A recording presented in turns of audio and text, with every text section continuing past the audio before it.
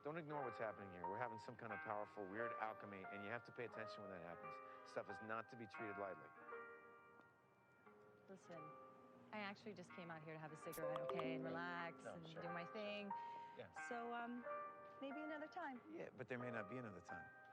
Okay, I may never get this chance again. I mean, we may never, be able to return to this moment.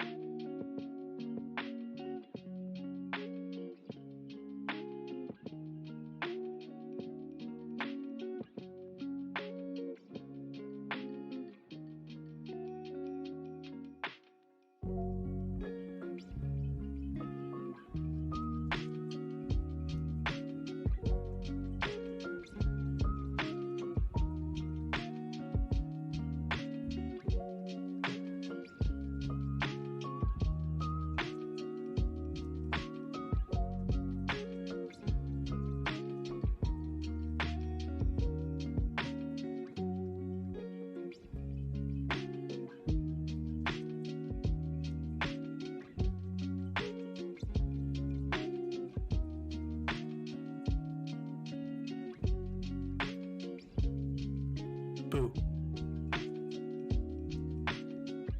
Hey.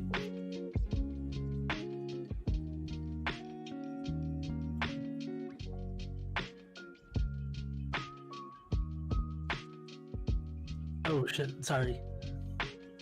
I mean, sorry. Just delete this part from the recording. Should I leave? I can leave.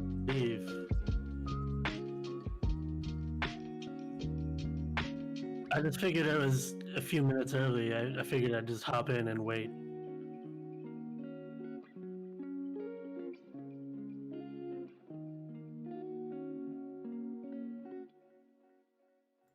Yay!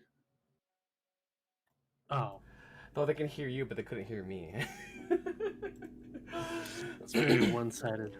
Oh yeah. I'm pretty sure this is weird for the 2 viewers, including just like yourself. Does this work for the other room too? Oh no, it's only whatever room I'm in currently. Yeah, because today the stream is being controlled by yours truly, Peter Yang. Yeah. The original host Martin had a little bit of internet trouble because of Comcast being Comcast. Yeah, I'll probably be getting disconnected any minute now. It happens. But if anything else, I'm excited to have you guys here. We're just here to chill, hang out, chat for a bit until 6 o'clock, when we'll get things officially moving. Up until that point, though, we're gonna have just music and my dancing Ryuji. That's my boy.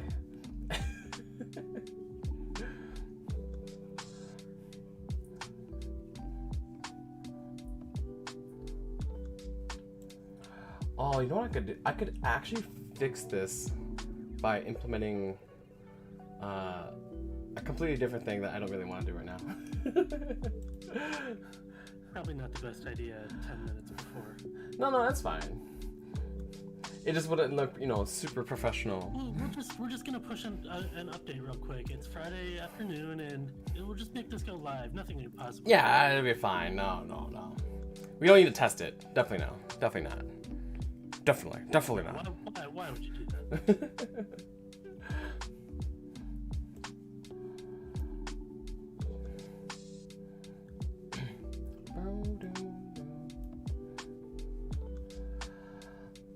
Welcome, viewers.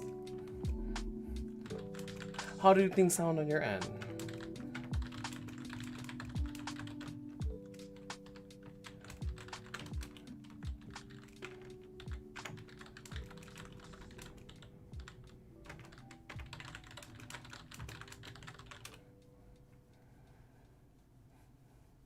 We're just relaxing with some lo-fi hip-hop beats to relax study to.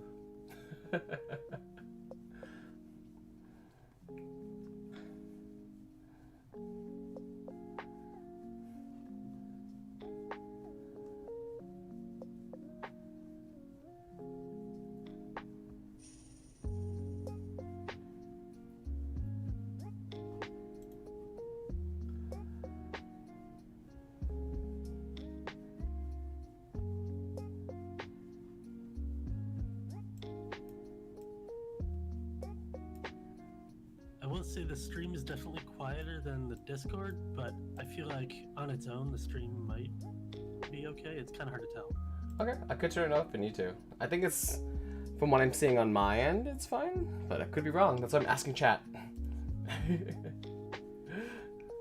What if we just talked and started saying some stuff so that there was more audio reference and people could hear Oh yeah. maybe a voice might sound like relative to actual background music? Is this helping at all? Yes or no?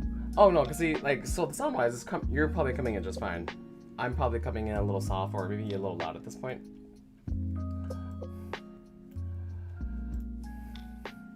I can't check myself though. That's my problem.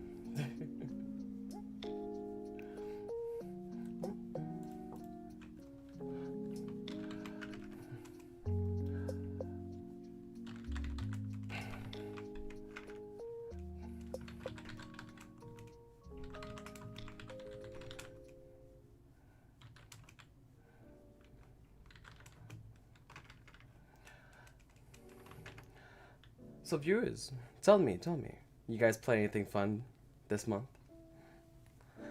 August is a kind of a slower month for most people, but I would say it's a great month for gaming, as always. Let me flip this chair around real quick. Hey kids, have you heard the good word of Destiny? I'm actually not a fan of Destiny. I don't know why. Like, Destiny 1's good, Destiny 2 not so much.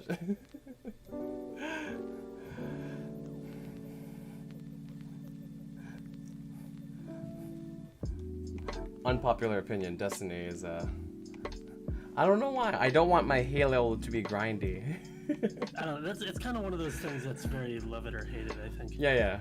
At the exact same time, I just started playing Phantasy Star Online 2, and I am like I don't know, super addicted. I played like it's on Steam now, isn't it? Yeah, it's on Steam. It's also Xbox, PC. I think that's the major thing right now. But like on my end, I've just been like, I played it when it was Japanese only, like 7 years ago when they first came out. I dove in pretty hard on that game. And now it's back in America, so I'm like, oh man, everything is kind of like out of balance. And that's kind of mean and harsh to say on the game because it's 7 years old.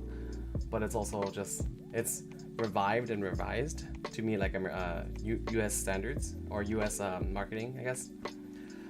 But man, like its loot system, it's really weird and yeah, I've been meaning to give it a shot, but then they announced the new thing, that new expansion or whatnot. Yeah, I might just wait for that because it looks really good. Oh yeah, PSL Genesis is what he's talking about. Phantasy Star Online Genesis, which is like a crossover with whatever Genesis is. I don't actually know. It's like not quite sequel. I think it's like a rework. They're like redoing a lot of the interface or something like that. Oh yeah. It looked very pretty and very cool. Oh yeah, and like they're gonna add they recently are adding Persona characters in. which is very exciting because that's kind of a big IP for them to go. But they're also Sega. So Is Sonic in it yet? Yeah, of course. Yeah, early. Wait, really? No, like no, not Sonic, but like skins and stuff like that. Because they're adding Persona, right? And it's all Sega. I figure how long before Sonic is like actually in there? How can I play as Sonic yet? Oh no, not as a character. No, not like with abilities. Probably some skins and stuff, like all cosmetics. Because I know, like even for a while they were like, you could get like Knuckles gloves. Like you get like Knuckles, if that makes sense.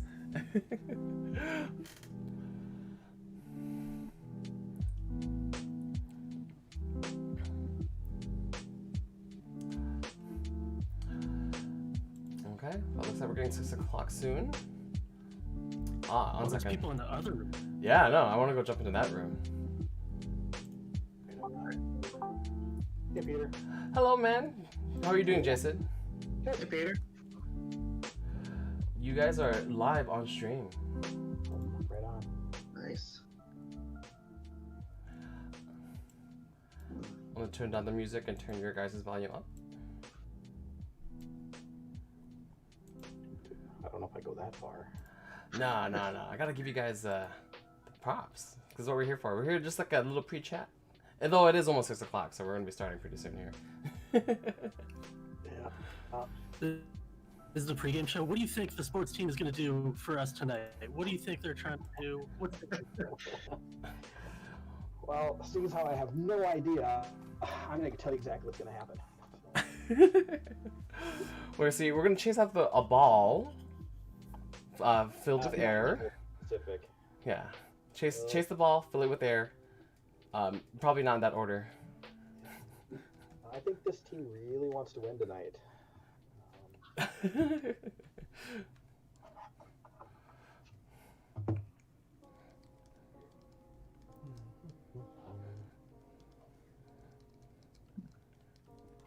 Yeah.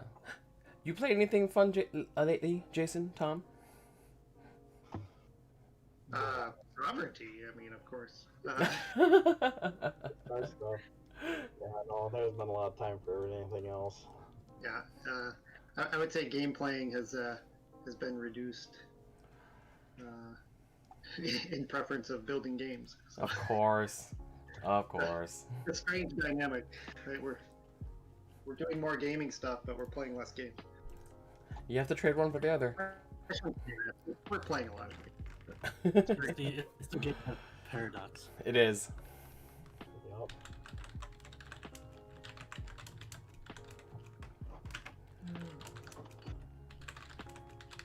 I somehow do not have my picture on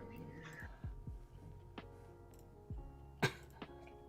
Well, I was assuming that was. We don't scare people on, so you know.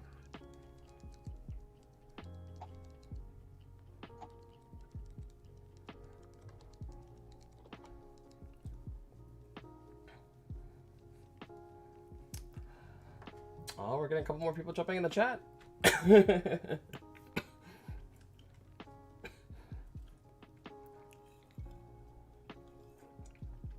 Oh man, yeah.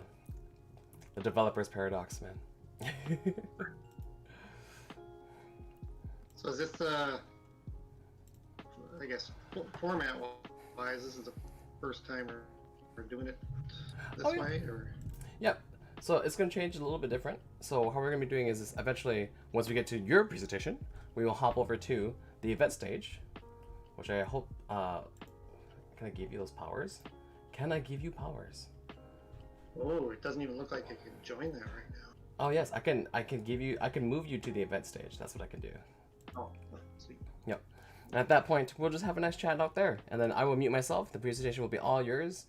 What we'll probably have you do is that you will stream your screen to me in the event room, and I can copy that in, make it full page, and whatever slides you have, you could just run on your own. Right on. Yep. And if you're feeling fancy, you could put on a webcam, but I'm not in. I'm not. Good without. So how does this work again? Does it streams in Discord, or do we watch the Twitch stream? You guys, everyone else, viewers, you guys will watch a Twitch screen just fine. But I'm just letting you guys know how this setup is working out between the Discord people. Got it.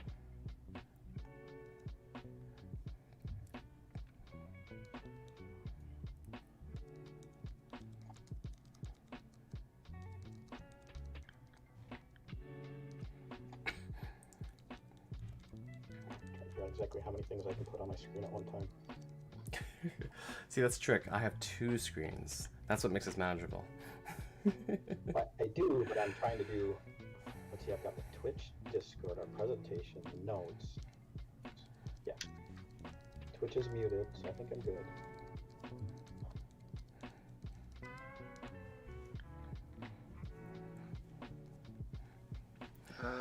Yeah, I guess I shouldn't also need to have Twitch up, should I?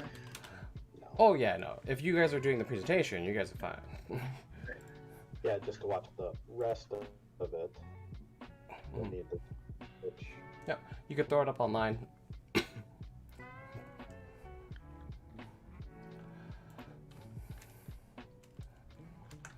We'll get started in about a few minutes here, folks. Waiting for our classic MC, Martin, to show up.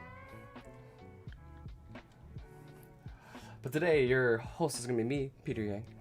Thank you very much for enjoying lo-fi hip-hop beats to relax and study too. And of course, those if you're curious who's all on chat, we have Jason, Ryan, and Tom, who are all a part of our Twin Cities Game Dev Discord, which I will throw a link into the chat right now. Excuse me.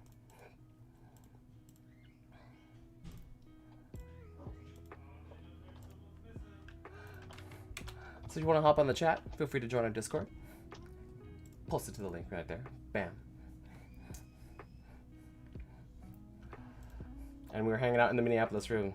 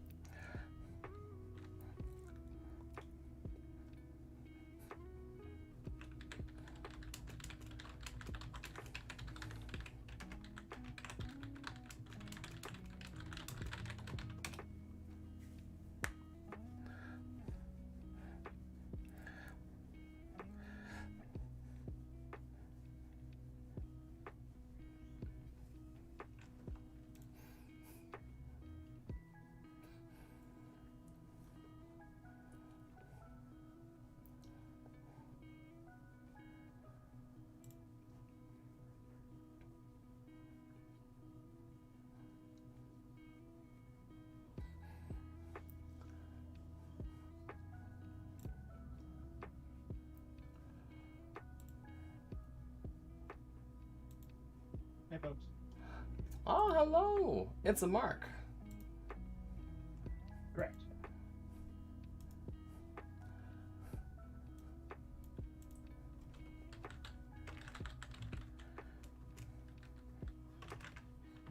I was going to type greetings, everyone, but I typed out greetings, everyone. I typed out, yeah, no, greetings? Is that how you spell that? No, greeting is 2 E's, right? Now I don't know. It's whatever you want it to be.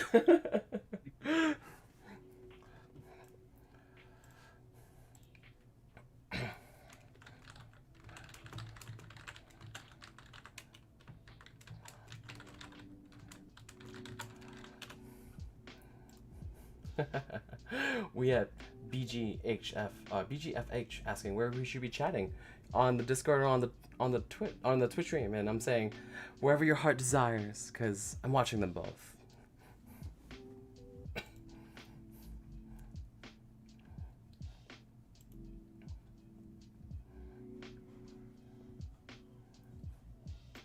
Peter, that's actually been an interesting question because Yeah. we have the lounge text channel for people who are in these voice channels on Discord, but we have it a channel events chat, which is specifically for people during the events.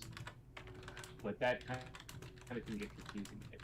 Yes, it is. It is confusing when we have these live events right here, and we have these two options. But for like when we're doing other things, the Discord has its complete purpose. Right. Like, well, the lounge text is for people who are in the voice channel. Correct. But it might just be a bad thing to also repurpose it for events chat, even if you're not in the voice channel. Ah, yeah, you know no, what I'm saying? no, that's Because events chat serves no other purpose other than basically being Twitch chat, but here on Discord. So, which people don't use that much anyway. But if they wanted to, then maybe we should just direct them here instead. The problem is that lounge text, I set it up to delete texts after a certain amount of time, so it's ephemeral. But maybe that's a positive. I think it's a positive because that lounge tech is meant to be just like we're chatting here in person. We have some things that we want to like link to each other kind of stuff because we're having like a side discussion while the stream's going. Yeah. See, I think it's a positive. For events, you do want to keep records of events.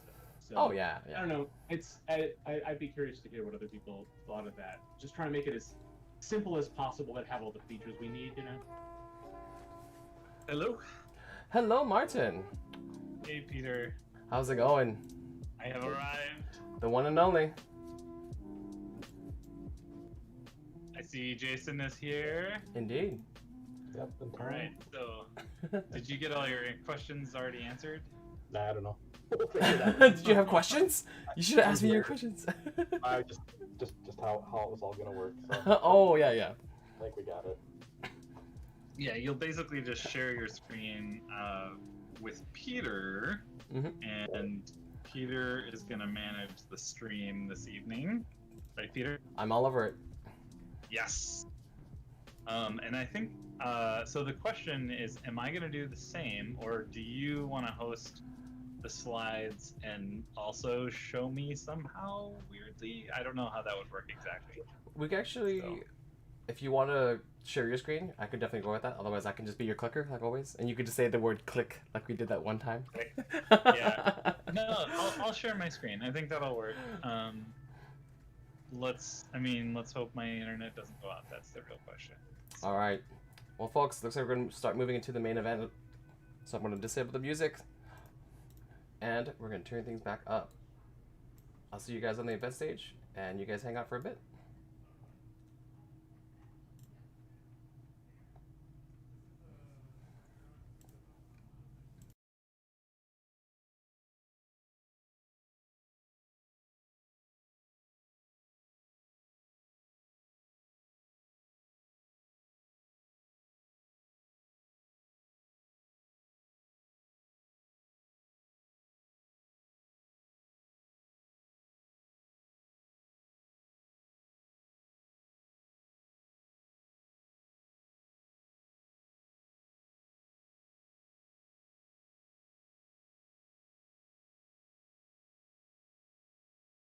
That's cool.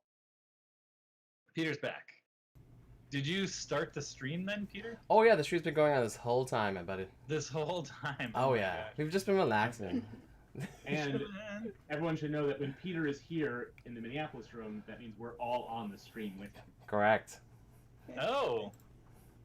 Good to know. Good to know that, yeah. I didn't know that. Oh, surprise! Y'all are live on stream right now. Yeah, maybe skip the first like 5 minutes or so after I join. Yeah. So Ryan, the other Ryan, not the Ryan that just spoke up. Ryan has graciously been editing our stream the last few months, maybe just 2 months, which is cool.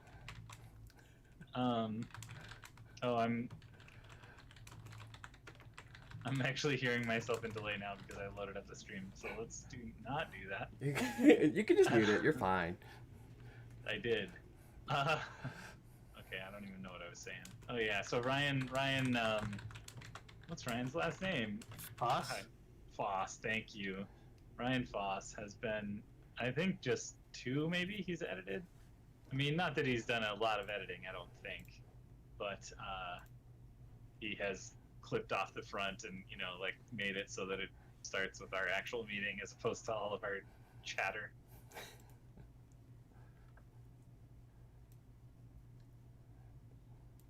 The stream is up. We are, again, the International Game Developers Association, Twin Cities chapter. I like how that was like just a whisper. Oh. I did your NPR voice. Gotta test that delay. You could show the second slide. I think I've decided that this first slide is superfluous. The second slide has like a little bit of a schedule on it and the date. So it's like, yeah, this is supposed to be today. You know what I'm saying? Uh-oh.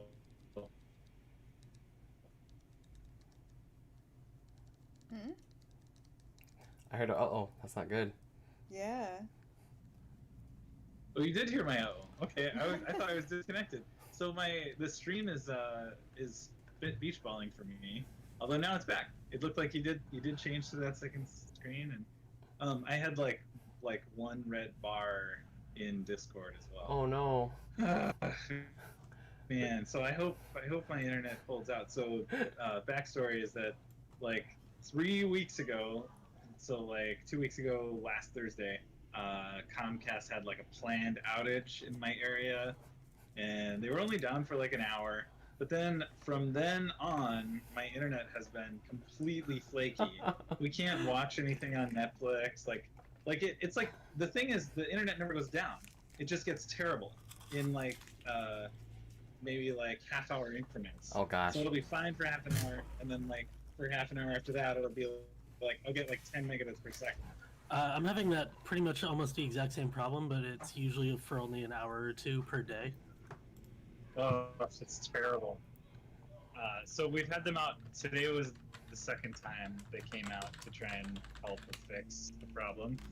The first time, like, the guy seemed to think that he knew what the problem was, but he couldn't fix it. Like, it was that, like, the cable between our apartment and the, like, where it comes into the apartment building was the thing that he thought was bad.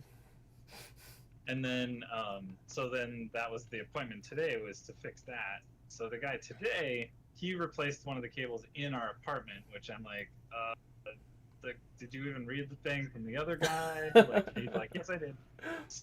So it was, I don't know. I don't really know what all he fixed. But he did say he fixed one other thing outside of the apartment as well that was in between our apartment and the rest of the world. So maybe it's fixed. Who knows? It seemed fine all afternoon. But it's one of those things that, like, we can't really, say it was fixed until it's been a while and seems good. And you've got at least a 3% chance of it working out. Oh, yeah. I think there's a 90% chance that nothing has changed. But, maybe. So you're saying there's a chance? There's definitely a chance. It's always a chance. Could you guys hear the sirens out my window when I was talking? Nope. Not particularly. No. Good. I'm using the their beta, whatever it's called, noise suppression. But yeah, like as I was telling that story, there were like very loud sirens out my balcony door. Oh, then which I could close, but if no one heard it, then great. It's working. Yeah, exactly. It's fine. All right, Martin, would you like to take the lead for the next slides then? Yeah, I mean, I don't think we want to get started yet. This is still pretty early. Oh, yes, we definitely don't want to get started until 6:30. Okay. I think I have on the slide that we won't get started until actually like 6:45. Oh, I see that. Yes. But I should look at what was on it on the actual invite, the Eventbrite. I thought the Eventbrite said 6. I mean, we do.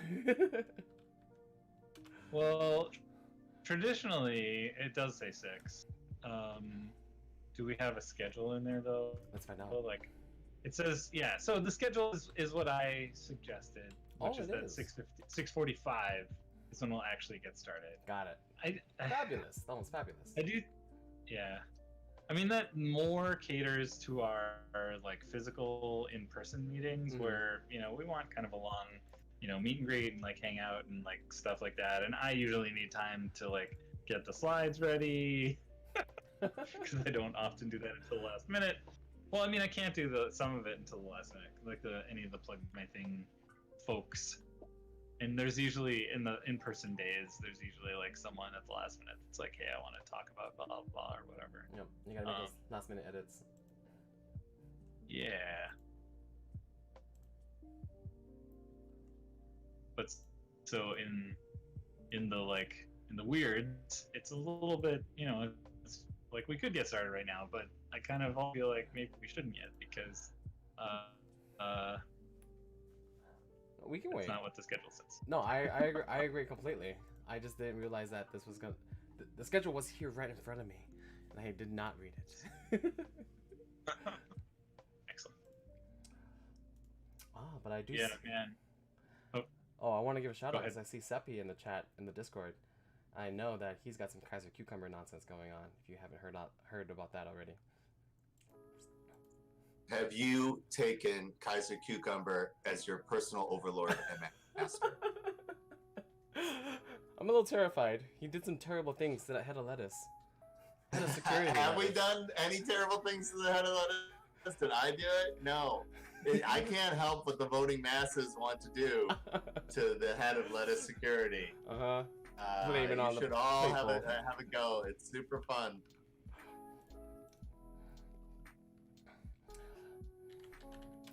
For those who are curious what we're talking about, Fighterbox is making a fun little thing called Must Choose Cat Cucumber, and they got a fun thing I'm going to post in the chat. Fighterbox.com/cucumber. Yeah, Peter and Patrick helped with it. It's great.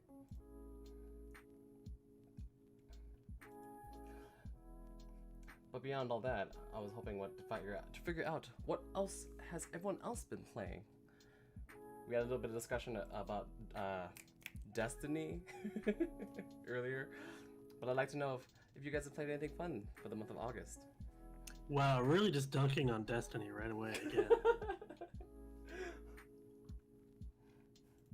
I have continuously been playing. I mean, actually, now I haven't played in a couple of weeks, but before that, I had been playing so many hours of Satisfactory. I don't know if I've already talked about this on IGDA stream, but it's pretty fun. It's a factory game, but it's like all in first person, so it's sort of a first person shooter-y kind of a thing.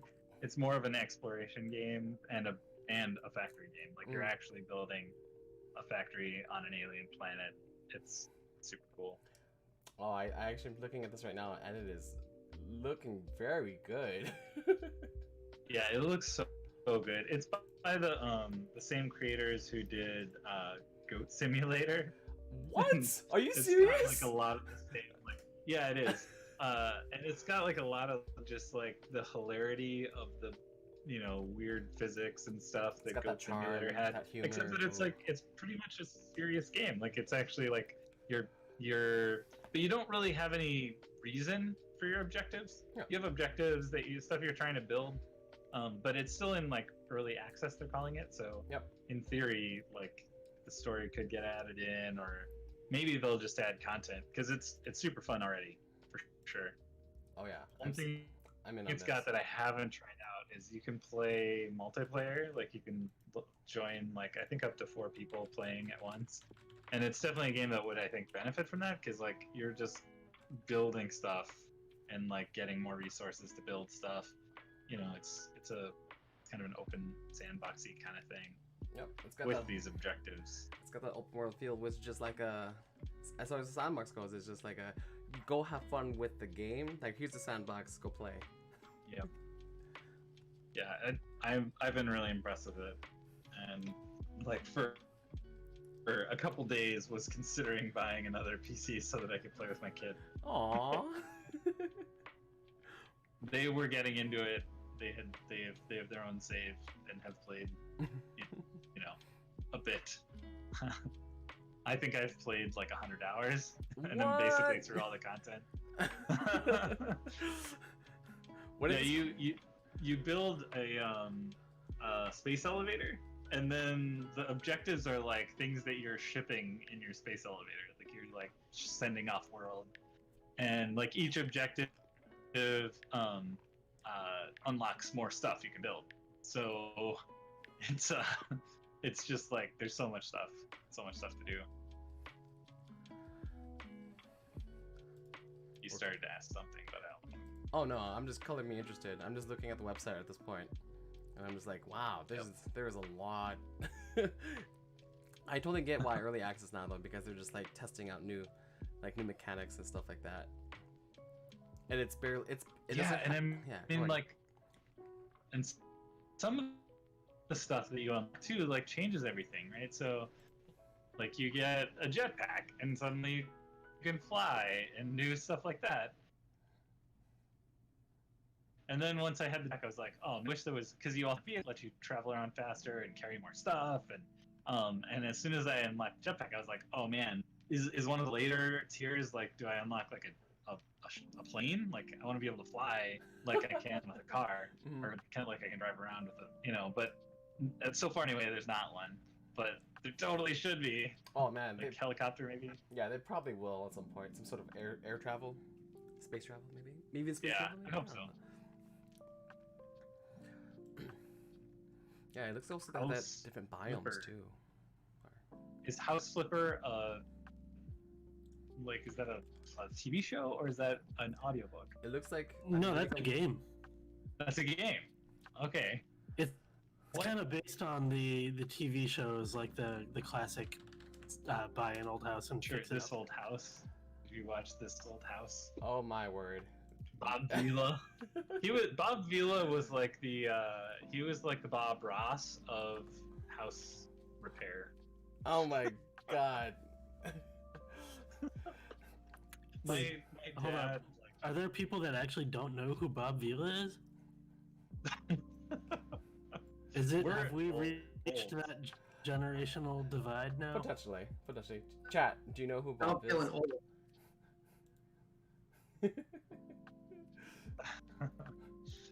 Yeah, my dad flipped houses, kind of. He was more like a slumlord actually. But he owned all these rental properties growing up. Yeah, I shouldn't say that. That's not accurate at all. He bought rental properties and occasionally sold them. They were, some of them in terrible neighborhoods. That's all. But anyway, like he also watched This Old House. I would say I did not want to watch. You're fine. I would say House Flipper has that Eviscera cleanup detail feel to it, in which it's a task that everyone kind of wants to do, but never actually wants to invest into. You know, this reminds me. I mean, so like right now in the city of Minneapolis, we have all these like. There are quite a few properties. I think I read like maybe like 40 properties that are like rubble right now, partly because of the sort of protests / riots that happened after George Floyd was murdered. But the part of the problem is that like the city of Minneapolis is requiring a permit before they can start cleanup on those lots, and to get a permit, you have to have like prepaid your taxes for the year. So for like some of the properties, this is like tens of thousands of dollars. Yeah. And so these businesses that have been already destroyed, right, and were already hurting because of the pandemic, are now having to like cough up a bunch of money just to get rid of the rubble that's on their, to be able to be rebuild, right? And the state has basically said like, hey, this isn't our requirement. And St. Paul, they've like kind of waived the requirement and said like, oh no, just go ahead. Or they're granting the permits even without having paid these taxes. There was an article in the Star Tribune just today about it. I guess my point is that we could play this game in real life by going to pick up rubble. You that just is need correct. thousands of dollars. That's right. Thousands of dollars, as opposed to the $19.99 price tag of House Flippers that's available on Steam. Wow, that sounds like a deal to me.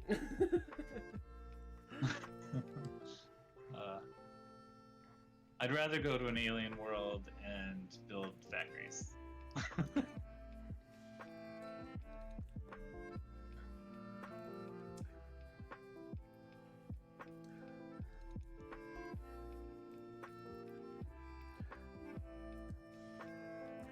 All right, I got a question for Leonix in chat. I want to know what game you've been playing lately. While we're waiting for that reply, you were gonna say something? Oh, I was just gonna say. So, there's like so it's Cucumber game, but did I read somewhere or hear somewhere that they'd be on Sabia also, or is it already? Or is that just one of your previous games, Seppi? Oh, sorry about that. Oh, I'm muted in the wrong order. Hedgehog Hop is on Sovereignty right now. The Adventures of Kaiser Cucumber is the warm-up for Mouse, Cheese, Cat, Cucumber. Right. So, yes. So that Mouse, Cheese, Cat, Cucumber is the third in the Fight in a Box travel series. It is also the most fantastic $13 game in the history of $13 games. We really overreached based on our being trapped in a house with COVID. It is very good. I'm a big fan. My 10-year-old kid enjoyed it quite a bit at Protospiel.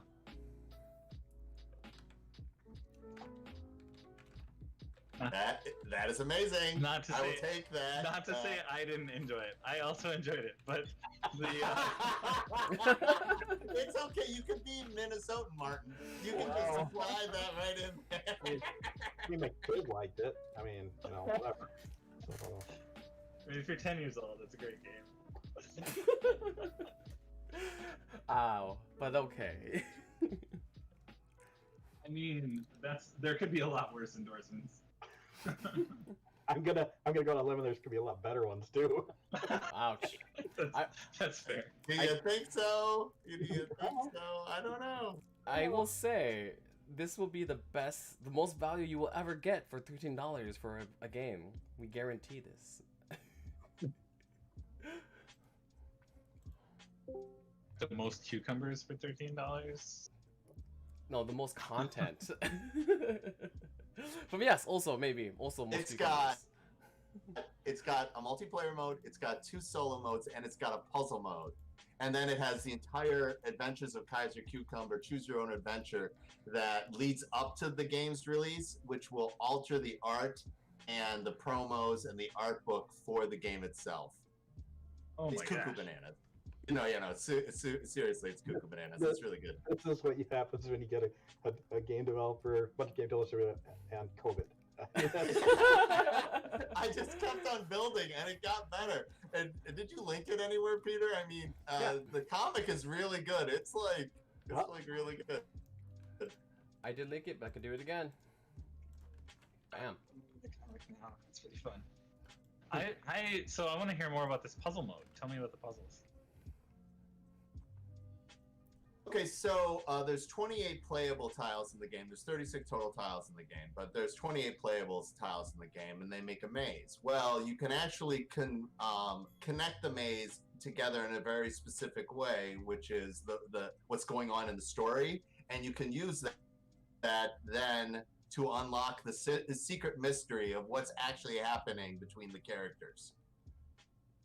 The puzzle is hard. Peter and Patrick, it took them an hour and a half to do it collectively. Yeah, over 3 tries. Ugh. Nice. So you've already done this, Peter. So is it just that's I guess my first question is it just like one puzzle that you're solving, and it takes that long, or is it like there's a puzzle mode with different puzzles that you solve? There is one puzzle in the game. Okay. If you want to figure out the mystery in the maze, you can also take the time to assemble the puzzle, which is, it's interesting, as a classic puzzle, you normally need the edges to fit together in specific ways. And this time they're all squares, so you have to fit the art together in specific ways. So it's fun. Awesome. That's so cool for an idea. I think like just like having a bunch of tiles in a game, like a tile laying game, where all the tiles actually form an image, like, and they fit together in a way. That's awesome. I hadn't even considered that that's what you were talking about. Oh yeah, no, and they're all playable and interesting, in all the modes. So it's That's just so an good. extra layer of crafting that we could do that COVID enabled. That's I fantastic. really want to put a label on because that I says could COVID enabled. What? So, I could also imagine, like, just due to you're like, okay, I can, if I move this tile over here, like, then I think like I might have a chance of winning my next turn, and so I could easily imagine like crafting puzzles out of the game as well. Like you just have an initial setup and say, okay, like how do you win in 2 moves or whatever, Yeah, you could totally line that up, Seppi, with the next set of draws or whatever. Oof. That's an extra. Do you want to add even more content for this package? We're gonna do like the classic chess. What do you know? Can you figure out the next move? Yep. Yeah, that's gonna be in the sort of promo set. If you guys want to see the game, how it looks currently, here's the actual game. Yeah, we redid our site recently. We're pretty excited about it. There's a whole art gallery theme that happens because theft is happening, and Kaiser Cucumber likes to steal things, and so does the mouse and stuff. Yeah. I just want to know if you're gonna do the acrylic version for it. Oh. We are. We're gonna do the 150. I think it's gonna be 158 again, hand numbered, limited edition acrylic ones. Oh my god. I mean, They're so good. They have to have it. I got the version of Hedgehog Cop, and it looks so good. It looks so good. Ridiculous.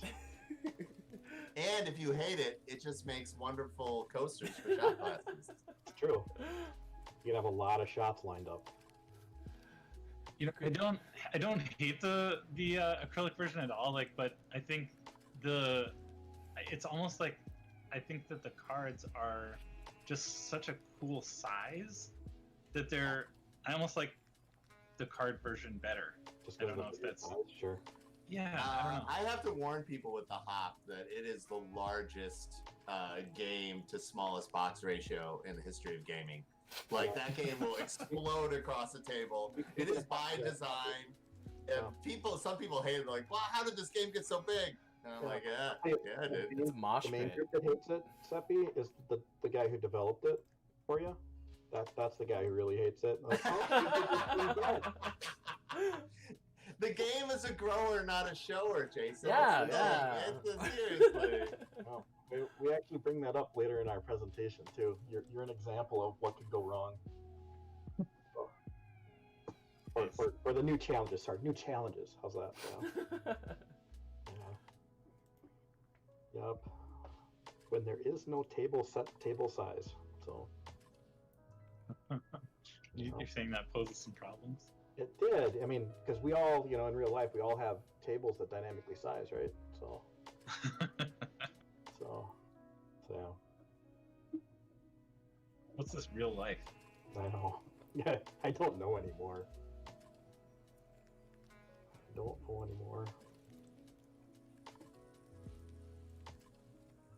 Is that you, Peter, posting as IGDATC? That is me. Horizon Zero Dawn. It's tasty. I played a bit of that when it came out. It's been a while now.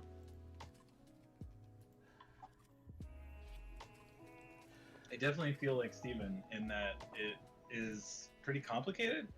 So I stopped playing it, not necessarily because I didn't want to keep playing it, but because I just didn't play it for like 2 weeks. And then 2 weeks later, I'm like, oh shit, what was I doing again? Oh yeah, no. I can't even remember. That game suffers from that.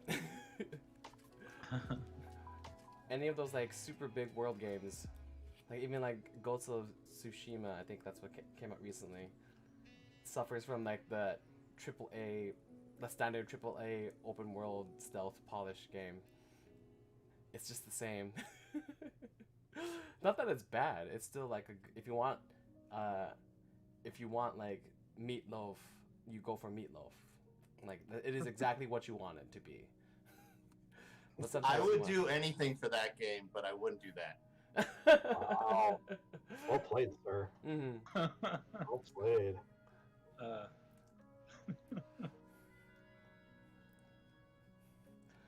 Thankfully, I've still got Beyonce stuck in my head, so I didn't even hear it. Got the golf clap from Ryan. Thank you, Ryan. And that's for all the single ladies. Oh, wow. Have you heard the new album though? Black is King, the new Beyonce. It's called Black is King. So good. I mean, actually, Black is King might be the name of the like video version of it. Like, there's a video version that was released on Disney Plus, which because it's like tangential to Lion King. Like it both uses like kind of samples from the Lion King, and also like I think one of the songs maybe was in the Lion King, like the most recent one. But it's so good.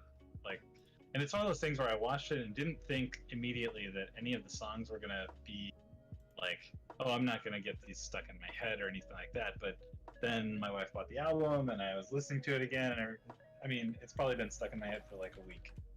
Like, and not just one song. Like, there's so many good ones on it. Super good.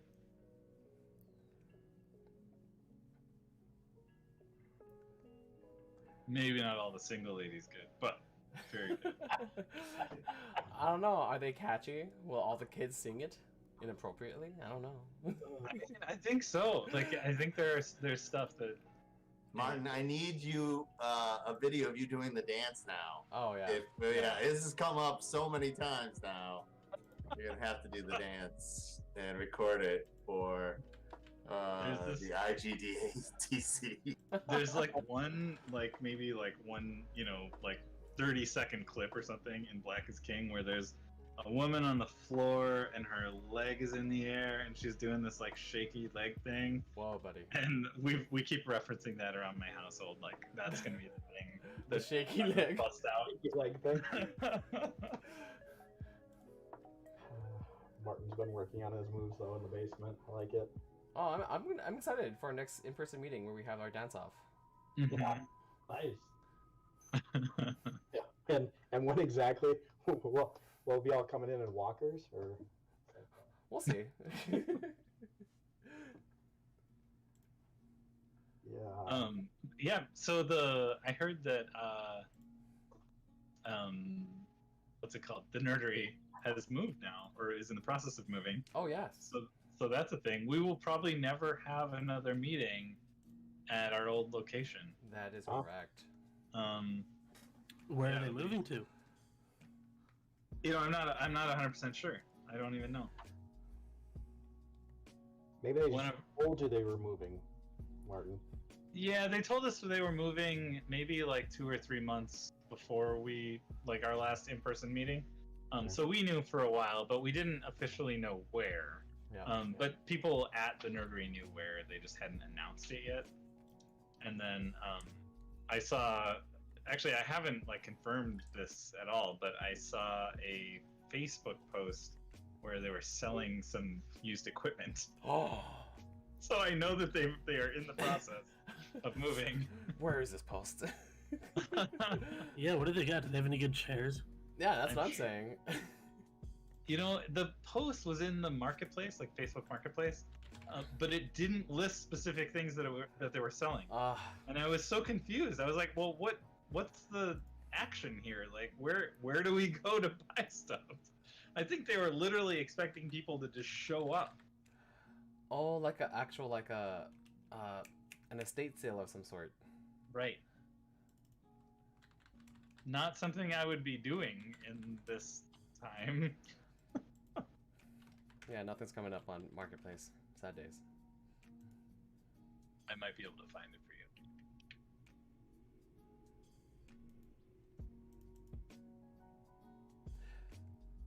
Yeah, I'm just saying, if the nerdery is is trying to sell stuff to help their move, I'm willing to sacrifice some dollars for that cause.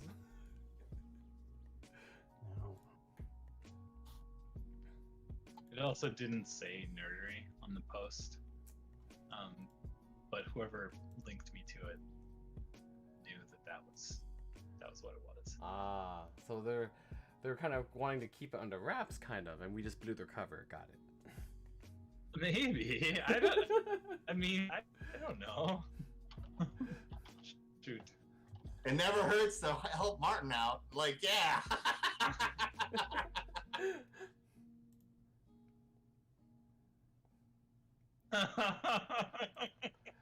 Oh no. I hope I didn't say. I'm not good at keeping secrets. They got a post out. They got a press release out that they're moving. Ooh. In Yeah, link September. it in chat here. So they're going to Edina. Oh, well, I don't know that we need to continue our relationship then. Oh jeez.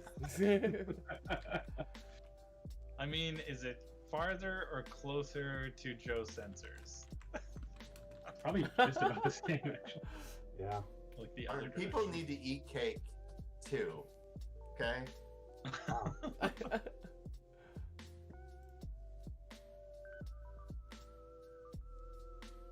I'm just trying to figure out if they can get closer to Maple Grove. That's all I care about. That's what that is. So I'll take it.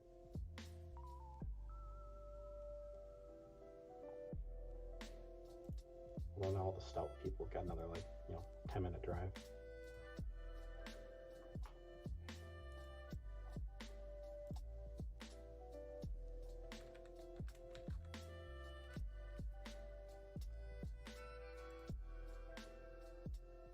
Brother, you're saying?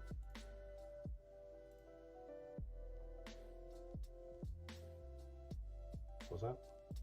Is it 10 minutes farther? Wait, what? It can't be a 10-minute drive. What were you saying? No, I was saying further for them. 10 minutes further. Oh, yeah. Okay. I'm just guessing. They just say Edina. I don't know where in Edina. So Oh. Yeah. Edina in September is all the press release says. Hey, I'm going to take over the room real quick. There was some question in Twitch chat about this voice channel that some of us are in, and whether anyone was welcome. Peter, you just sort of started this tradition, which is we hang out before the meetings. But this is the first meeting where we've really put that on the stream. And I would say, if we can have a quick impromptu decision making, everybody is welcome. But because this is on the stream and it's public and we do record these, make sure that everybody, if they want to join us, keep civil, PG, etc. But anyone in Twitch chat who wants to hop in the Discord, feel free to hop in the Minneapolis room for the next 3 minutes before the presentation starts. Does that sound right to you, Peter, Martin? Yeah, I think that sounds great. Okay. Warn me now. Yeah, I do think it should be clearer that because I joined it and was talking before I realized we were on the stream. Yeah, this was handled in a kind of a sloppy, tumble down a hill way, which is IDGA-TC on brand. So I think that's cool. But just so everyone knows, this is it's a slightly more public than our normal Hangouts, but it's still small community here. It's a small number of people watching on Twitch, so I feel pretty comfortable myself just inviting everybody into the room, as long as everybody's respectful. Yes. You could change the name to -live or something temporarily while we're doing it, just for a little bit. We'll just have to make it much more clear when we, and certainly when there's more people, then that becomes more of a thing that's a dire need. I think we're okay improvising for tonight, but it's something to consider going forward. I apologize for being me. You never, Cyprian, never apologize for you. But no, Mark does bring up a good point. Yes, I like the idea of just inviting everyone to just socialize, chat. That's what this first segment is, talk amongst ourselves, kind of thing. But I think throwing it on stream, letting everyone know that, you know, we're here to engage with everybody as much as possible. That sounds like a good time too. But it is also 6:47, unless my clock is True. fast. Yeah, we're getting on that time. So Peter, you'll be heading to the event stage to be the MC for tonight's meeting, but we'll leave the the Minneapolis room's always open. So if you want to chat and, you know, play Peanut Gallery while the thing is going on, people can hang out here and heckle, and it will not be on the stream. That is correct. Heckle away. Martin, I will see you on the event side. Right.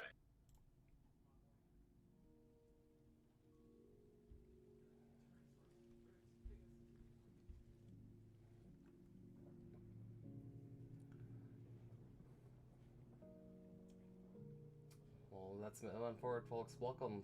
Thank you all for coming out tonight for our August meeting, IGDATC.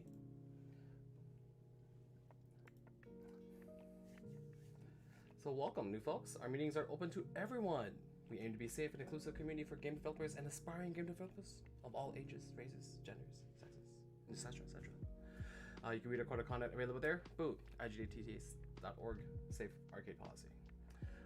This would be where we would all applaud for the nerdery for buying pizza for us, but we don't have those in-person meetings anymore, so no pizza today. I apologize. Wah, wah. I know. But he is. Oh, go ahead. I was just gonna say, are you already? Are you moving through the slides here? Oh yes, I am. Are you gonna share your slides, your screen? No, I think I think it's fine. I think you can do it, and we're sort of. This is a little bit of a tag team. We're both gonna do the slides this time around. I think maybe. That's all right. I will share my screen over to you then as we continue. Yeah. All right. But yes. This is our board of volunteer. Oh, sorry, our volunteer board of directors. There we go. So we have Martin available. If you have any questions, feel free to reach out to us, talk to us. We're all in chat. Martin again is available there. We have also Zach, who is in charge of all the VR and HCI chat meetings and talks. But yes, anyway, these are the people who are available to answer your questions about IGDA, and also who you might want to reach out to for any and all reasons, really. Okay. The next is going to be our calendar. So our main meeting is always generally the second Wednesday, and we have a couple other meetings that are just newer, which includes the Twin Cities playtests, which is the third Wednesday. And then the fourth Wednesday is the Minnesota VR and HCI. As always, we are going to be looking for meetings and games for all of these. It looks like next month is going to be Martin's presentation on Thrive. That's exciting. Very exciting. Very exciting. And then the Twin Cities playtest is hosted by me and Mark, who's also in the chat in the Discord. And then we have Zach, who's going to be heading again the third Wednesday meeting, Minnesota VR and HCI.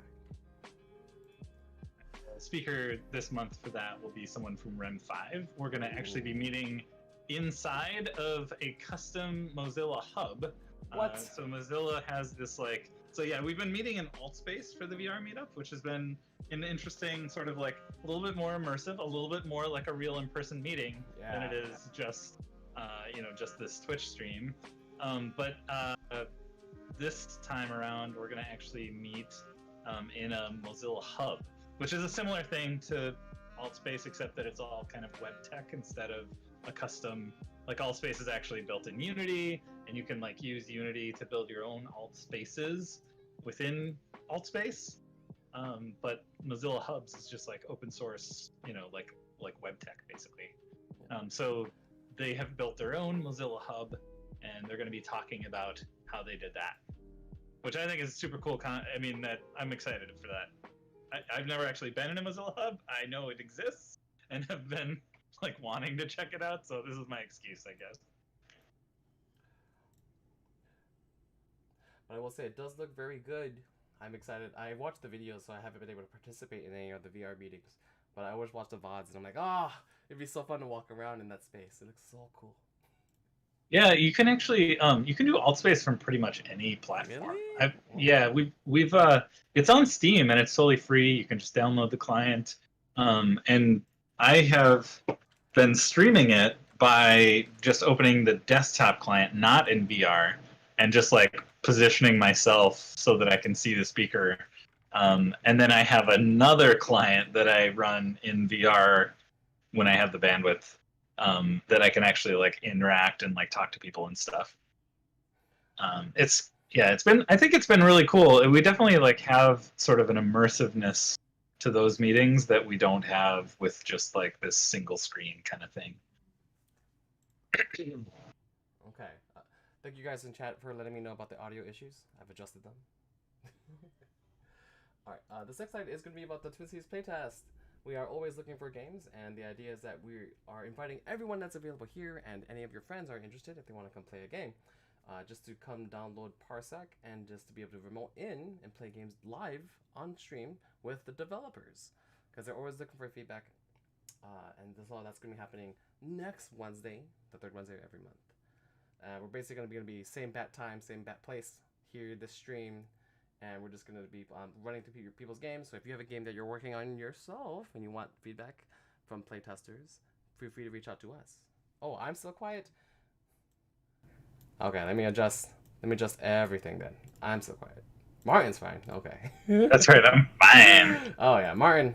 I have a Twin Cities playtest question for you, Peter. Have you guys played any Savranti or games on your? We've not yet. I have been looking at it, but I've not reached out to them yet. But I have been. There's an idea. Yeah. Yeah, I think we're looking for ways to try new things, and that would be a good avenue for certain. Mark's showing up as well. Well, Peter's being kind of quiet, so I thought I would bring some volume. But I'm better and now. this is a kind of a pre announcement, but there's going to be a slide later for another game that wants to be a part of your playtest as well. Ooh, really? Okay.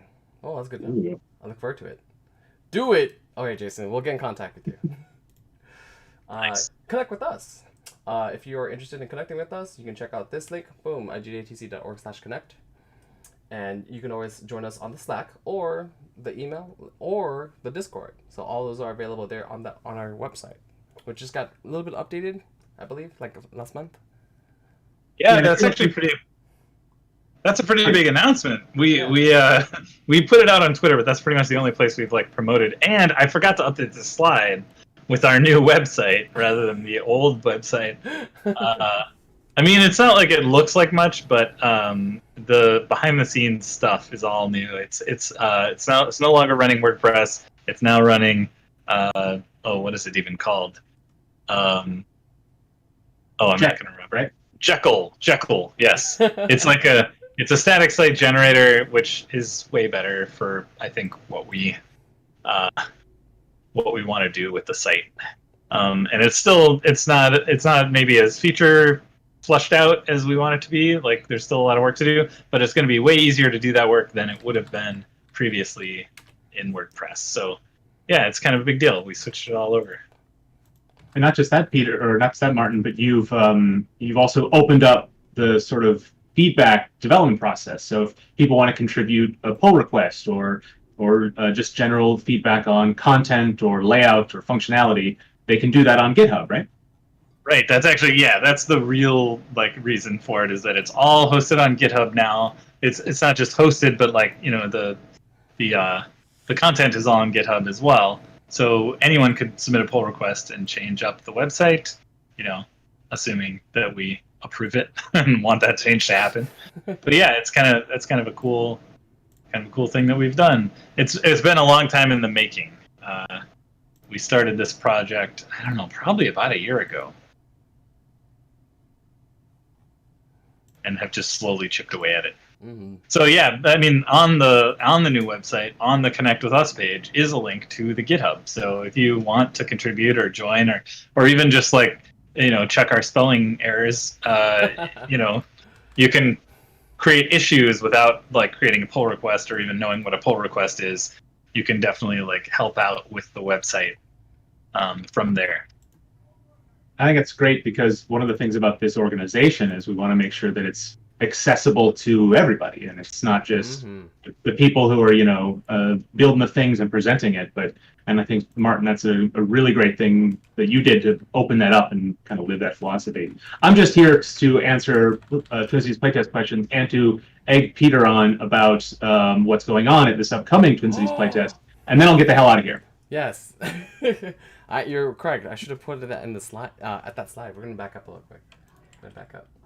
Yes, this upcoming month, this playtest is gonna be all about 2D Con Online, which is gonna be available.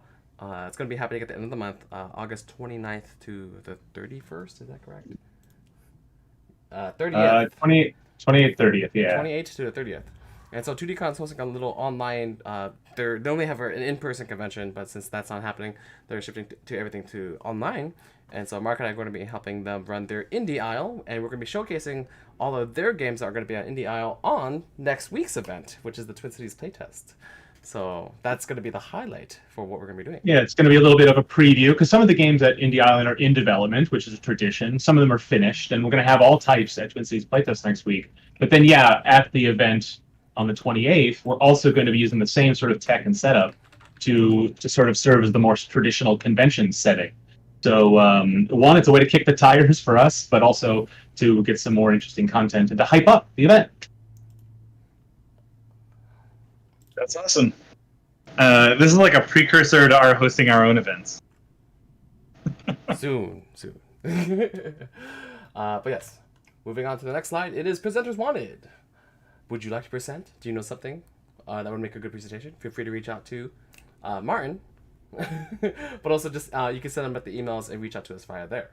So yeah, any of the, I mean, like, just express your desire to present to anyone, and we would be, happy to forward along the information to someone, to me, I guess. But yeah, there are many ways you could say that you want to be a presenter, and we would jump at the chance because we're always looking for presenters. So.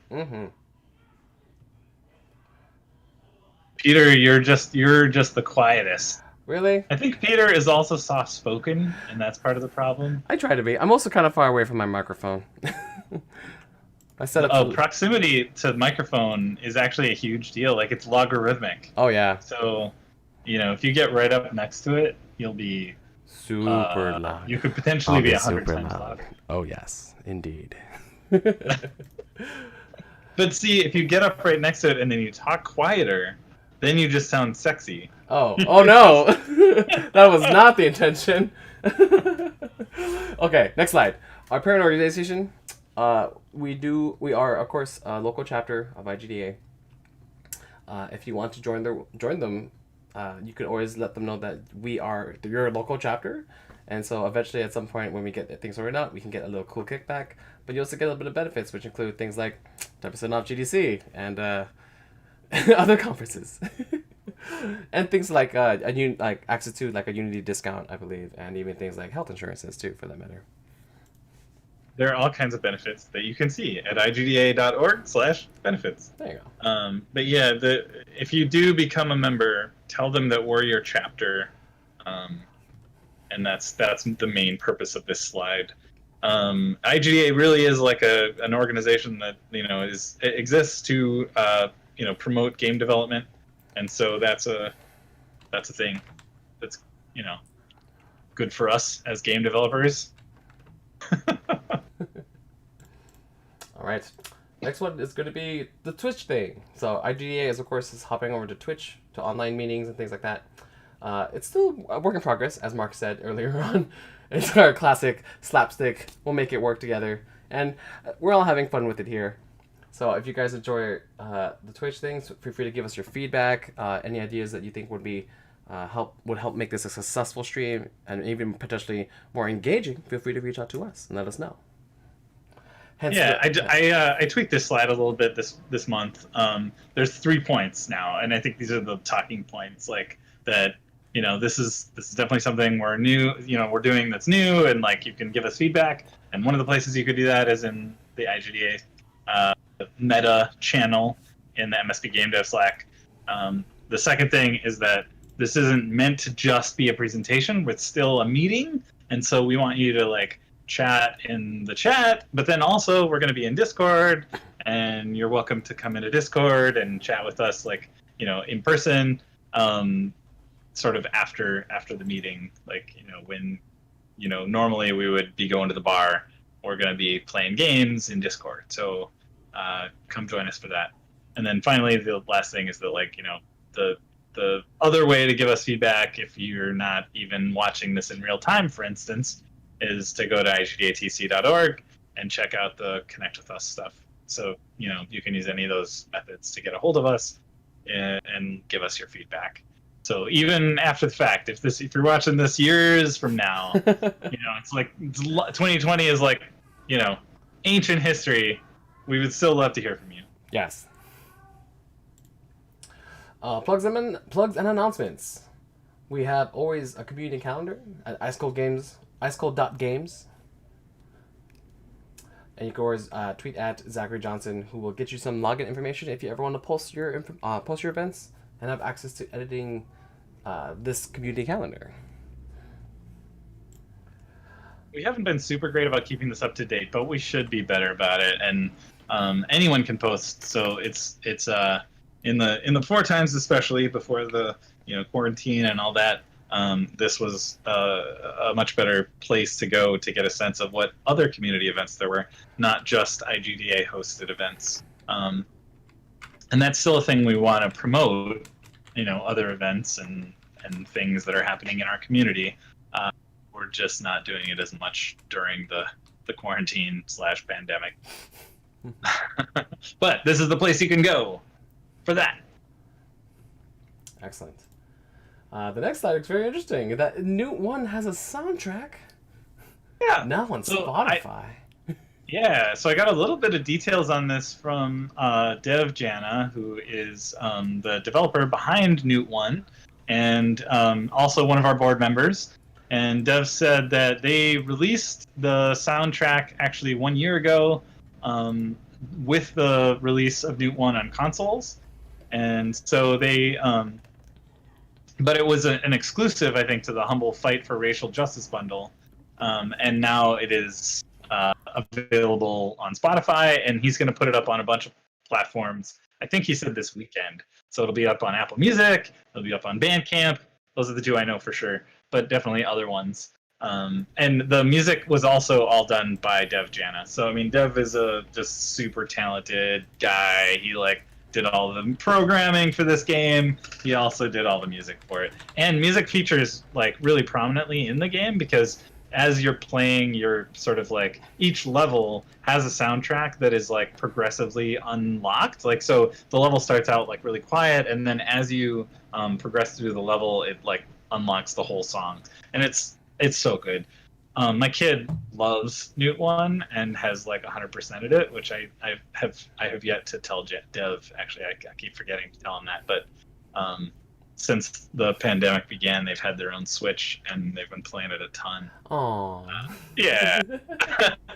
No, it's really good. So, I've always enjoyed. I'm a little bit of a speedrunner myself, so I've always enjoyed like the bunny hop and all the cool like speed tech that's available in that game. Such a great game. It really is just like beautiful and like just lovely in how you know, it's non-violent and just like colorful, and it's just such a great aesthetic. It's so good. Mm-hmm. I love it. Well, you guys should check it out. Just saying. Faux show. Foregone fail. Wait, hold on. This is whoa, hold on. This is supervisor elementary school during a pandemic. Yep, and we actually have the creator in our event stage channel here, so I'll let Lloyd talk about this. Oh, please hop in. You got to unmute yourself, Lloyd. I am now unmuted. Thank you. Thank you for that. Yes. Get up next to that mic. Hang on. Am I next to the mic close enough? Can you hear me? Yeah, yeah, plenty. You're a little bit better now. Yep. All right, good. Because the mic is attached to my chin, but yeah, okay. I can talk about this. How do I stream it? You know what? For 2 minutes, I don't want to figure that out. So I'm just going to talk about it. And there's a URL right at the top of the slide so that everybody can just go and click on it their own selves. So this is a tiny little chrysalis of a game that a couple folks that I know and I have been just plugging away on for really only a couple weeks, because it came out of conversations about what the hell are schools doing and what might they do, and we wanted to distill it into some kind of simulation game, and then we came up with the name Foregone Fail and kind of went with that. And if you've played all the old the Apple Oregon Trail, we tried to keep that aesthetic and kind of tailor the game to how that works, because one of the things about that old game is that it was kind of an exercise in getting your party killed most of the time. I don't think I thought that it was beatable when I played it back in fourth grade. And anyway, since we've been showing this to people, we've gotten a solid stack of great suggestions and basically, really obvious game design tips that are going to hopefully make it fun and not just a depressing experience. But basically, you make choices throughout the 25 weeks of a school year during a pandemic, and we put in here everything that we've kind of seen actual schools having to do for preparations, for planning things from week to week to week, and we've put in a lot of the bad outcomes that people are trying to get away from, but depending on circumstances may not be able to.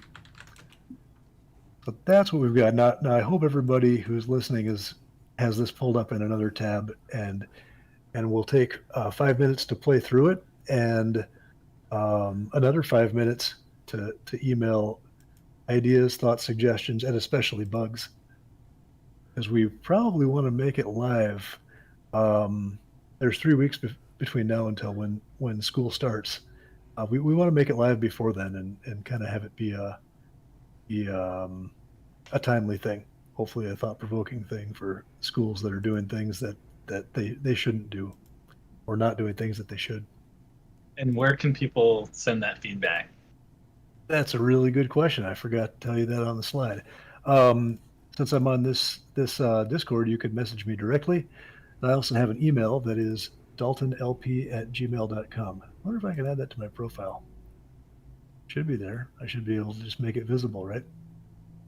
I'll try to add that to my profile so you can see it. Awesome. That is how people can message me, and I think that's enough of the 2 minutes that I need to take up. Yeah. Yeah. Thanks a lot. You bet.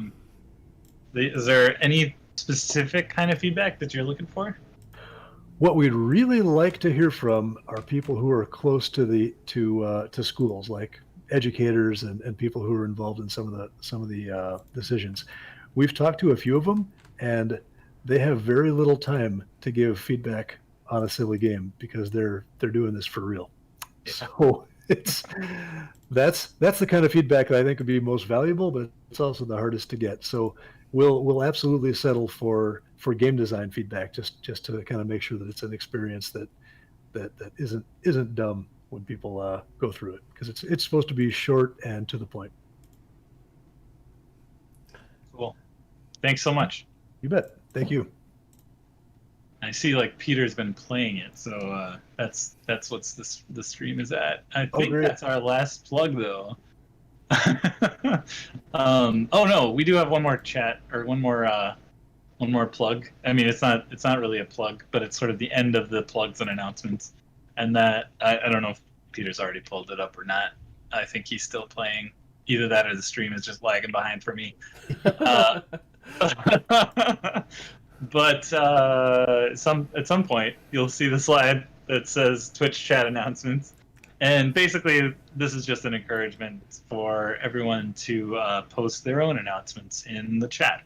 So either now or whenever you feel like it, go ahead and post some links in stream, chat, and or in Discord. We're hanging out in the lounge-text room.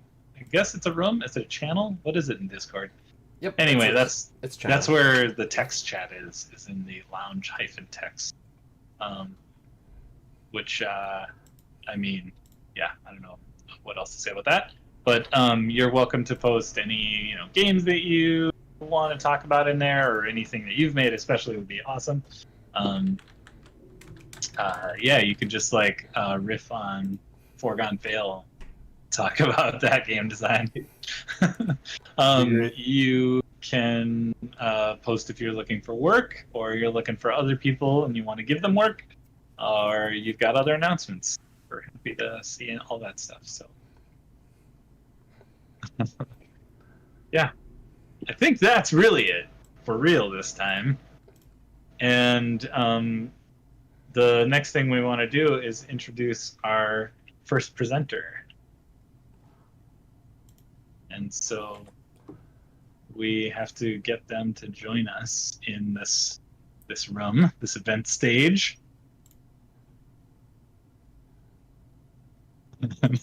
And I assume that's in progress. I just have to assume. Yes. I think I can actually. Is it going to be Adia, I believe? Is that correct? Yes, it is going to be Adia. Maybe I'll go back to that other room, and then I can make sure that's happening. And, I'm actually going to just pull them into right now. Oh, you can just pull them in. Welcome, Adia. You are live. You should unmute yourself. Oh, hey. It is your time for your presentation. Oh, perfect. So what? If you so, go ahead. Do I just share my screen now then? Yes. Go ahead. Share your screen. Or perfect. Yes, and then I can pull it from here and put it on live. Thanks so much for being here. Oh, no problem. Let's go ahead. Watch stream. Where's my pop-up? Boom. Pop right. out. Boom. Full screen. Perfect. And my slides and everything are showing? Yes, it is. All right. Hello, everyone. I'm here to present on using ink and kind of like the beginnings of my web and kind of Electron project that I've been talking about on Twitter. Although any chance I get to talk about ink is great, so I can talk about ink all day. So, what is ink? So basically, you can think of interactive fiction. People remember those choose your own adventure books. It's like that, but think digital and for the web. And so there's a lot of different things that you can use. People may have already heard of Twine, which is kind of hyperlink, where you click on the different links, it takes you to different parts of the story. Parser based, if people remember, where text would come up and you have to type like go left, take lantern, and stuff like that. But ink is more similar to kind of like hypertext fiction, but it is super powerful. So a lot of the kind of branching and narrative and kind of changing stuff is really intuitive and kind of creates a powerful layer to be used kind of almost anywhere. And so ink comes with a handy editor to kind of write the ink script. You could use your own code editor and kind of write the stuff yourself if you so choose. Personally, I like the Inky editor. One, you can like test right away as you're writing, and it has some nice boilerplate exports that we'll show a little bit later. So Electron. So you don't need Electron to deploy ink games. So if you made a game in ink, you made this great game where you're traversing the forest and you have to get out alive. Anyways, you can actually, if you're using the Inky editor, export that. It gives you a little web bundle. Throw that up on itch.io and it'll run just fine. You could also use the Ink Unity plugin, and they have a Godot plugin and inkjs, which is specifically for web. But I wanted to create an application for my ink project so I can use kind of music and images and stuff like that. But with these that I don't have to incur bandwidth. And so the reason why I'm using Electron is, one, I really love web development. It's kind of where I thrive, and I love to play around with web animations and all the other kind of cool stuff in kind of the web game space. And so this was just kind of like a natural extension because it can use all my web skills and still make an app that I can kind of give someone on Windows or Linux or Mac, and they can just double click and it kind of runs. And I don't have to worry about assets. I currently have 2 games. They were made using Twine on my website, and it has music and all this stuff like that and images, and it gets, just for those 2 games, if a whole bunch of people saw that, I have to pay for every time that music plays and stuff like that. So with this, and that can get expensive the bigger kind of the files are. But with this, I still want to make sure I am cognizant of kind of the size of stuff that I'm using, but I'm far less limited in this aspect. And so Electron is basically kind of a framework or application that you can use kind of if you have built for web using web skills, and then it will then kind of build it for desktop applications on Mac, OS, and Linux. And so that was kind of a brief primer so I can go into the demo time.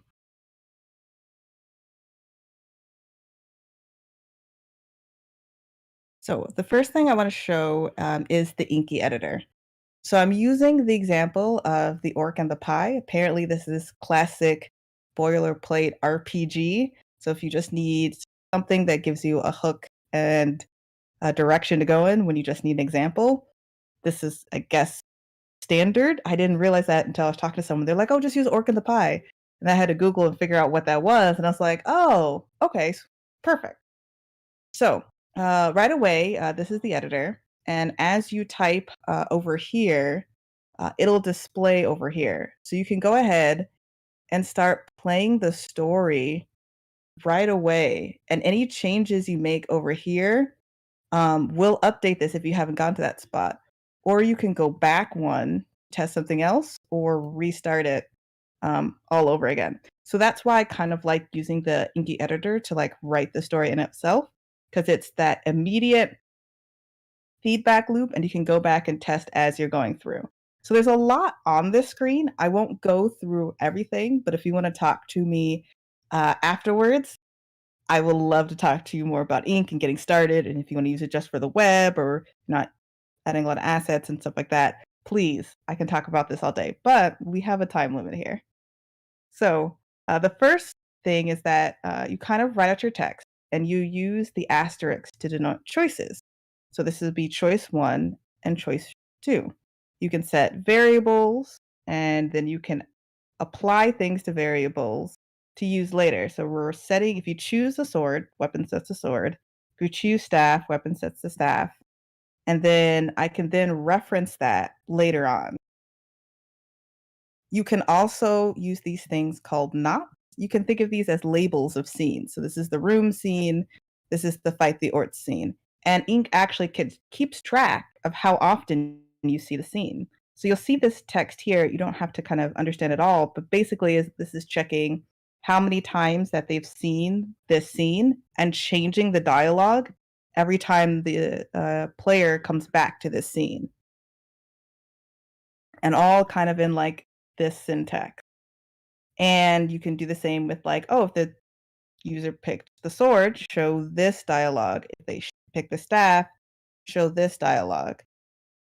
You can also do things like if they haven't done this, show this dialogue. So there's a lot of that logic that you would expect in a choose your own adventure game, but digitally and with that kind of power in just like this short variation.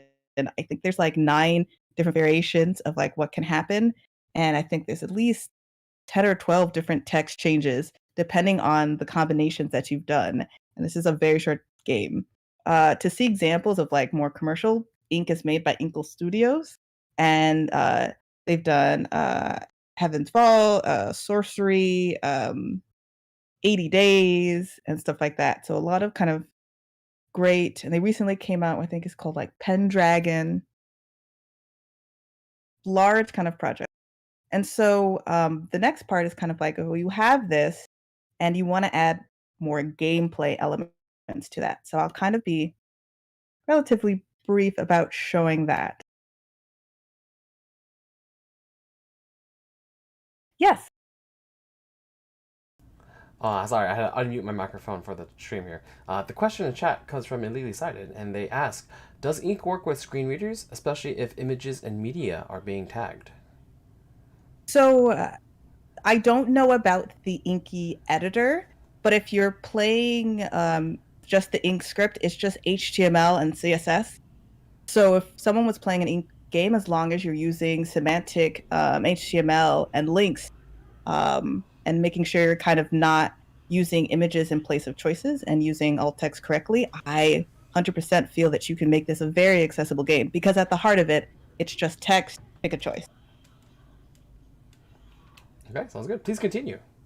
Yeah, no problem. That was a great question. It's something I've been thinking about a lot as well as I'm kind of building this out, because I think this is a great way, and I feel like making this accessible is not only like part of what you want, but more people can read your story. So we'll go over to ooh, nope, no, let's exit that. So I'm going to pop over to Visual Studio Code. So basically, Electron, you can think of it as a wrapper for your kind of web pages. And all it does is kind of package them up to kind of be displayed in an app. And as long as you're not using any frameworks, things like React or Vue or anything like that, you can use those with Electron, totally fine. But if you're just using plain HTML, CSS, and JavaScript, it is very easy to just drop your website inside of like Electron. And they have kind of quick starts where you can run a couple commands and it gives you a template. You can really just replace their boilerplate code with yours, package it, and you're ready to go. When you start using like a bunch of packages or things like that, that's where it gets a little tricky. But I can also more than happy to kind of help with that. But inkjs. So this is the inkjs file. It's just a good gobbledygook. It's kind of basically almost an exact copy of what the Ink Unity plugin is.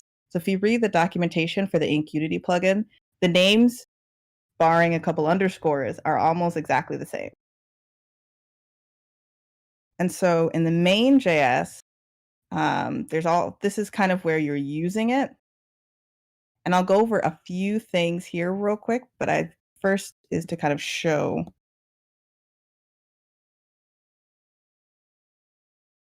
All right. So, you'll notice the intro doesn't match the actual text. I was practicing some animations for the August Horror Slow Jam that I'm a part of. So, this is all done using GreenSock. They're great. It's free, but you do have to pay a license for commercial use, and I'll talk a little bit about that later. But there's a lot of open source MITs that are almost comparable, if that's an issue. So it starts. The orc and the pie. We have our title, text, and choices, which these are just links. So I'm going to click on this, and it's a sword pops up on the side. And then I can either fight the orc for the pie, or maybe if you ask nicely, we'll fight the orc for the pie. And then it'll continue on. You can like go ahead and kind of etc. as you kind of go through.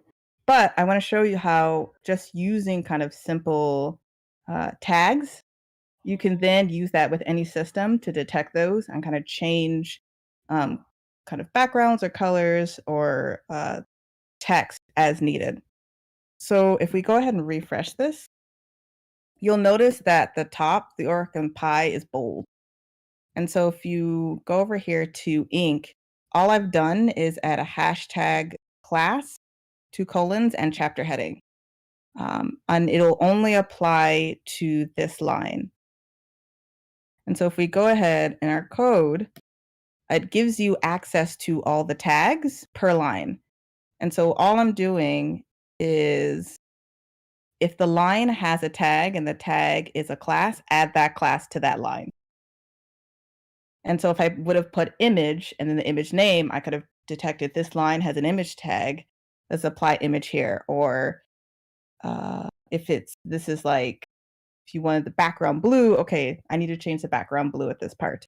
So it doesn't have to be class specifically. That's just the word I used. It could be anything. I could have called this banana and just detected that.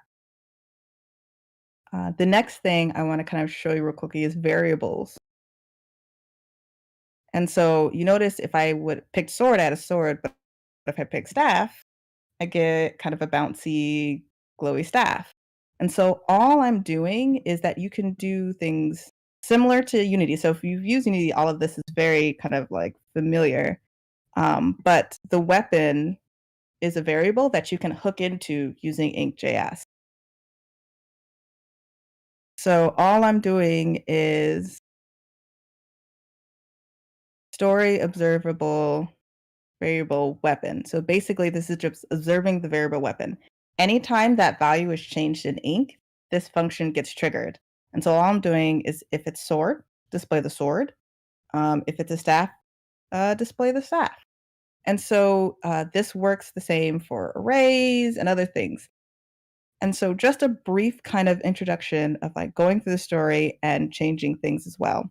The biggest thing was able to have save files. I don't know if I'll be able to go too deep into that. That's a much larger topic. But to add it in a nutshell, I'm just saving a JSON file because all my story is once I actually it's just a giant JSON file. So this is the ink story right here. Everything that ink needs to run and know where to go in your story is all right here. And so using this, you just save different versions of copies of this. And ink has a save function already built in. And so if you use that, you can save that. And so I'm using the app I'm trying to get an autosave function set up so they'll just autosave as you play, and then you can restart it if you need to. Or you can have multiple saves.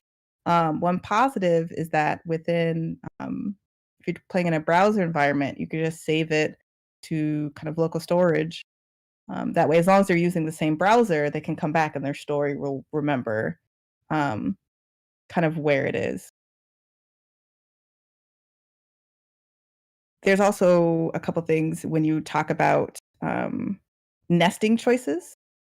So you could have a outer lower choice and then do a deeper choice, or have all the choices go to one spot. Like the things you can do with ink is insane, and a lot of variability with very little text and not having to do a ton of logic. For example, there's a quick example on top. As you notice here, every time you fight the orc is a different response, and it's just checking based on how many times you do it. So if I attack the orc, this loops back to top. Sneak attack the orc, loops back to top, until eventually you'll always have to talk to the orc. This is a no violence situation. Talking is the best answer. But anyways, the syntax looks difficult. In the beginning, it was hard to kind of figure out. I will admit it has a higher learning curve, but I feel like that's because or for me personally, some people may pick it up right away. But once I kind of understood, I realized how powerful this was. And I'm so excited to kind of like finally have a full project to be able to kind of work through. So I didn't want to go too long, because there's a lot of topics I can go deeply into. Be more than happy to do so afterwards. But I think ink is amazing. I want to see more ink web projects. And the nice thing about this is if I decided later on with Electron, like, you know what, I don't want an app. I just want to put this on the web. It's all web-based. I could literally grab these files here, put it on a website, and maybe not add the images and music, and it still holds. At the end of the day, you're traversing through a story and a narrative, and that's kind of the main part. So that was kind of the quick demo. You may all give a grand applause now. Woo! I will pretend, since I can't hear anyone, that everyone is applauding right now. You got my applause. Applause in chat. Thank you very much. Well, awesome presentation. Thank you so much for coming out. Right. I do have... Oh, go ahead. 2 more slides. No, that's okay. Because I did want to mention real quick. So all the animations can be done using just plain JavaScript and CSS animations. But libraries will make it easier. So GreenSock is what I'm using. I got a license, and I've been using it for a little bit. I love it so much. I'm more than happy to support them. But Anime.js does almost very similar to what GreenSock, maybe minus a few extra plugins here and there and some more advanced features. But all of the kind of the main core of GreenSock exists in Anime.js. And it's free MIT license, can be commercial. And snap.svg, is similar. It also has animations, but I think it's a little more focused on like manipulating like SVGs, but like building out SVGs. But it has a lot of animation capabilities too, and free MIT license and can be used commercially as well. And I use for all the nice SVG icons that I used in this presentation. Those are all from the Noun project. It's 2 million amazing kind of like icons that are free to use as long as you add attribution. So I'm adding that here. It's also in the game, but you didn't get to the spot where you can see them. So making sure I give the shout out to the wonderful people creating great assets for people to use. I will also be participating in the Summer Slow Jams, August 2020, for their Horror Games edition. When I first ventured into making horror game, that's why the beginning didn't kind of match the example, because I was just using the kind of electronic I had existing and just plugged in a different story. And that's the nice thing, is that I can just drag and drop in a different story. So if I didn't want to use OrCompile, I would just export a different story and just literally drop the file in and include it. And that is the end of my show. There we go. That looks awesome. Okay, I have a question now, because I saw that you added some nice little animations for this. Looks like more of a text adventure, but can you scale it up to like a platformer, or can you use it for other game development things? Yes. So Ink, it doesn't need to be specifically for a text adventure. Heaven's Vault is like a open world exploratory, and they use Ink. So if you just need like kind of branching narrative and you just need a system to kind of keep track of that, Ink can be used for anything, platformers, click and point, whatever. My personal thing is like I like using it for interactive fiction. Perfect. Okay, yes, that's what it was. Okay, I myself am not a good programmer, so I was really curious about this because I was like, oh, this looks really nice. Yeah, no, yeah, and I feel like I like how it kind of goes through and kind of details out all the really cool things you can do with it, but keeps it simple enough where like this is how you extend it out. And there's plugins for almost a whole ton of engines. So if you go on the actual Ink website and go to their plugins area, there's, I think it's Unity, Godot, inkjs. They might even have one for like I think there was one I hadn't heard of. But anyways, but yes. Okay, fabulous. We're gonna give a quick few seconds to see if anyone else has questions in chat. But if not, we thank you for your time. Thank you. And I think there's going to be an intermission after this presentation, but let's see if you also, yes, people in chat, hop into the Discord.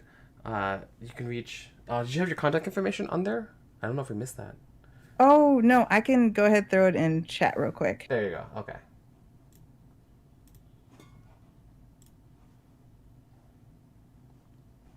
Okay. All right, do I need to stop sharing my screen or does that just happen? Yep, there it is. There we go. I got it. All right. Now we're going to have a brief 5-minute intermission. I'm going to put it back on some music while we're here. Music. Music.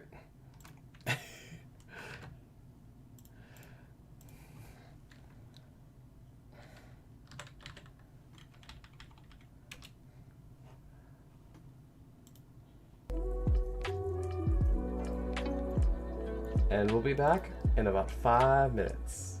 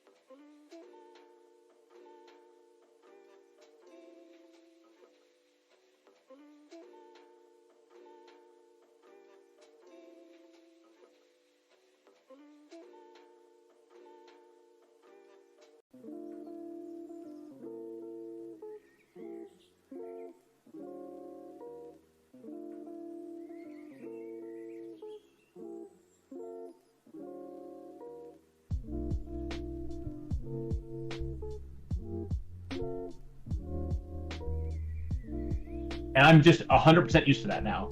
I can't go back. You know, it's interesting. For me, it's really contextual. So I code in Xcode in a light mode, even though it.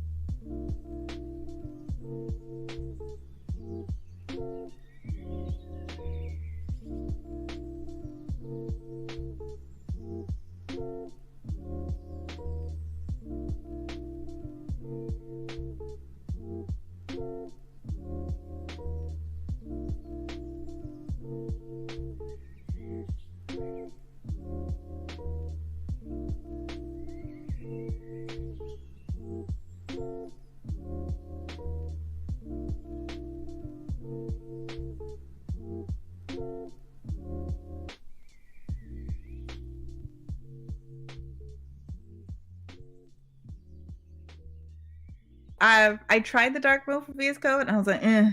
And so now I do love dark mode though, but I didn't like the ones that they did. Which one am I using? I always have to look it up because I never remembered. But I do like kind of coffee colored theme for when I code. Yeah. I don't like. I want it to be a little soft. Like I like a dark mode, but I want it to be a little gray. You know? I don't want it to be. I don't want it to be too. There's people who love like Matrix, like black and neon green. I'm like, I don't know. I like we've moved past that as a society. Right. But people still love it, and let them. Yeah, I'm using Kimby Dark on VS Code. Kimby Dark. I use one called Groovebox, GRUVBOX. It's not exclusive to VS Code. It's a long-running theme that's been used in lots of editors, but I use it in VS Code. I like it a lot. Oh, nice. That's like my default one. Oh, okay, yeah. I always go with anyone, like you said. I like thinking of his coffee color, but yeah, those are the ones I go with, like the dark browns and like the nice kind of highlighted colors. All right, folks, we are back. Oh, hooray! Yes. Well, I'm Posted that just link paying in attention. the lounge chat. But I'm about to eat my nachos and it's going to be loud. Oh, no. I'm going to hop over to the event room and I'm going to try and pull Jason and Tom in because I believe they are next on the presenters block. So I'll see you guys all over in the event room.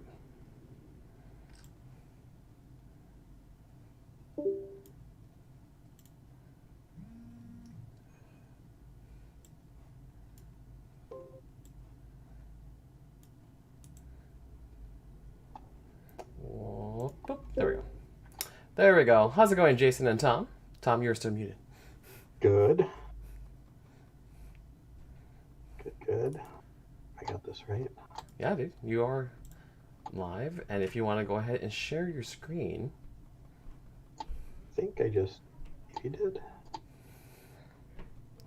Why are you...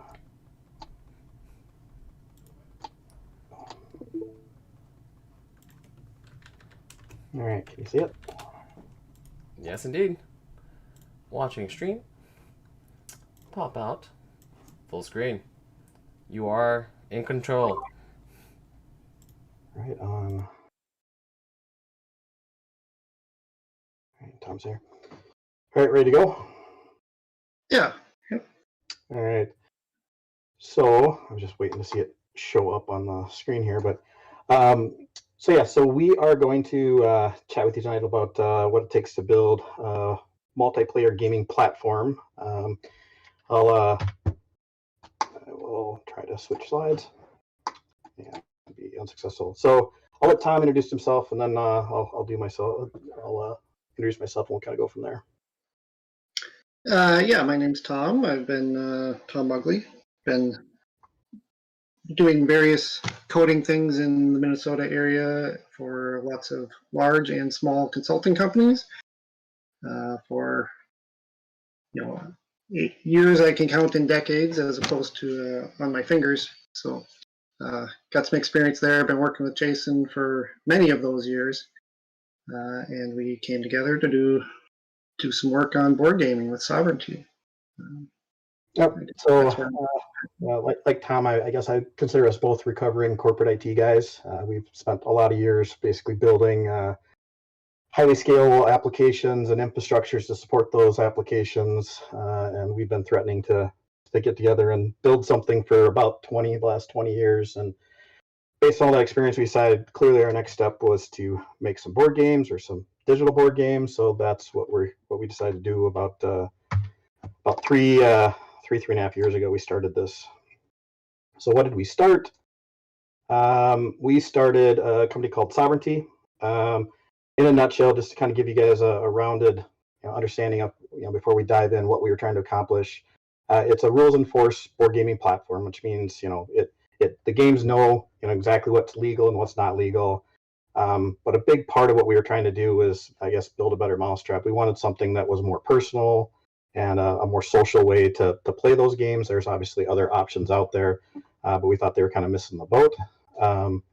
And then, part of this was, I want to be able to play anywhere, right? Everything's kind of mobile. We wanted to leverage technology and kind of embrace technology versus kind of keep it at arm's length. And as it turns out, I guess it's kind of a happy accident in some ways. And we started this 3.5 years ago, and then I guess I'll call it a happy, that we started building a solution to a 2020 problem, obviously with the social distancing and all of that. That's kind of the new term that's out there. You hear about, and if you're familiar with board gaming at all, you're probably familiar with Board Game Geek. There's a link at the bottom where they start talking about this whole kind of, I'll call it a new term, new buzzword term, at least it's new to me as far as how they've been coining it, but distance gaming, it's what we effectively fall into. It's exactly that, trying to find ways to play games and stay socially, get that social interaction while you're social distancing. The whole point is to keep people connected, and keep them engaged. If you look at why people play games, they'll either tell you, there are various different answers they give you, but it's some aspect of social. It's straight up social. I just want to hang out with my friends and it's something to do, or it's the competition or the collaboration, the problem solving. But in all those cases, you really need someone else there to either witness it or to be part of it or to be the adversary for it. So that's kind of why you need this. So this photo is actually a real photo from last month, right after they opened Disney World. That's what Disney World looks like right now, obviously with the social distancing. So this was a group who braved it and were kind enough to send in a photo of it. But yeah, that's kind of what things look like these days, and places that would otherwise be completely packed with folks. Yeah, so at the outset of Sovereignty, we kind of had to figure out what are our company goals. Right? We had a general idea what we were trying to do, but what were we gonna kind of put first and foremost in our mind? And the social aspect of it was a big deal for us, right? We wanted to be able to bring people together, simulate to some extent that experience of sitting around the table, playing games with your friends. And along with that, though, we wanted to focus on the rules enforcement, right? There were a number of sandbox kind of solutions out there to play board games, and we wanted to build something that enforced the rules, which gives you a whole bunch of benefits. A couple of them listed out there, right? You can play faster, you can learn faster, and therefore potentially be playing more games. Because they don't take as long, but you kind of play as you learn and learn as you play, which is we think a pretty good experience. And then those last couple bullet points there for the goals was essentially trying to have a pretty low hurdle for people to come play games with us. So we wanted to be able to let people play on kind of whatever hardware they have. Now, we don't support every platform, but we wanted to be able to support iPhones and Android, right, mobile devices, as well as PCs and Macs. And then keep our cost low so that people can get in and get playing games without a big barrier. So here's kind of the meat or the punchline of the whole presentation. And again, there's a lot more dots, right, of these discs out there, but I just want to kind of give you guys an idea of what we're talking about. A lot of you, if you've made a game and it's a game for yourself, you're just sticking in this purple dot, right? That's all you need to worry about. You're playing the game, maybe it's a few of your friends, but that's it. If you decide, hey, listen, I'm actually gonna try and put this out there, try and be it if I'm trying to sell one or none, or just put it out for free to make a name, or just to have it out there. You suddenly start to add additional components that you've got to think about, right? How am I going to support the game if I get it out there? One of the support options is not, but assuming you want to actually support it, that's there. The compliance, as soon as you start getting into any of the app stores, the Google Play Store, the Apple App Store, even just wanting to actually sign or do code signing that's valid and from a group that people won't go, hey, I don't know who I'm downloading or what kind of application I'm running, right? Just some of those hurdles you need to go through. But that's just kind of the single player game. So you say, hey, listen, I want more than one person to be part of that game. Now you're kind of talking about the multiplayer games, right? Obviously, there's a big networking component that comes into play. You know, a lot of times then that means I probably have to add in some sort of authentication. You know, you start talking about, you know, if there's cheating and stuff like that you need to worry about. You need to worry about server authority, or like who actually makes the decisions. You know, player identity, scaling, matchmaking, all that kind of stuff. You know, that's kind of the multiplayer. Well, now if you say, hey, listen, I want to add a social layer to all of this stuff, now I got to worry about everything from group creation and presence. And for us, it was super important, back to social first for us. This layer is very important to us because we wanted to make sure that we're kind of emulating or creating an environment that's close to sitting around the table as you can. So things like voice chat and text chat are super important. But if I'm going to do that, well, I don't want anyone talking to anyone, or I at least want to make sure there's control. So now I got to start talking parental controls, and I got to talk, you know, groups and creating different folks that I'm trying to create, you know, various organizations with, and that all leads to there's legal ramifications to doing all that. And then kind of finally, that the blue layer at the bottom is really what I consider, and a lot of these can cross the boundaries, right? But in general, that blue layer is kind of the platform side. So on the left and the right are kind of the pieces that we'll talk about a little bit more as I go on, but those are kind of the core, I don't know, our secret sauce, or the things that were super important to us. And one of the things that makes us different, right? That far left one, that multi-game support, that's a big deal. Obviously, I want to be able to put in game after game after game and not reinvent, leverage this entire infrastructure that we've built, and just basically swap out a different, you know, board game on the table. So same environment, same controls, you know, being able to leverage that over and over again. That has its own challenges. One of the biggest ones is the far right one, which is, you know, asset distribution. We didn't want to have, you know, one huge giant client that's got every single game that we ever make in it, and anytime we make a slight change to it, I've got to go through all the processes with all the various authorities to get reapproved, right? So we'll talk about some of those a little bit more as we go on, but there's a bunch of other ones. You know, the cross-platform, suddenly we're, you know, instead of making one game, I'm making 4 games because we've got, you know, 4 different platforms we're supporting. So data, payment processing, compliance is a big one, and somehow that's all got to work into some sort of business model, and if that's what you're really going to do, if you're going to turn this into a business.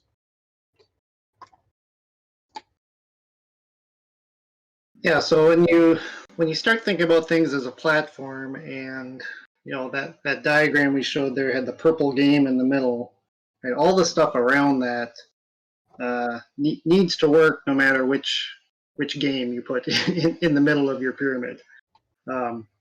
So in some sense, you have to start thinking about these games in a very abstract way. Like what are the common things about games, and how are we going to solve various problems so that our solution to that problem works no matter what the game is.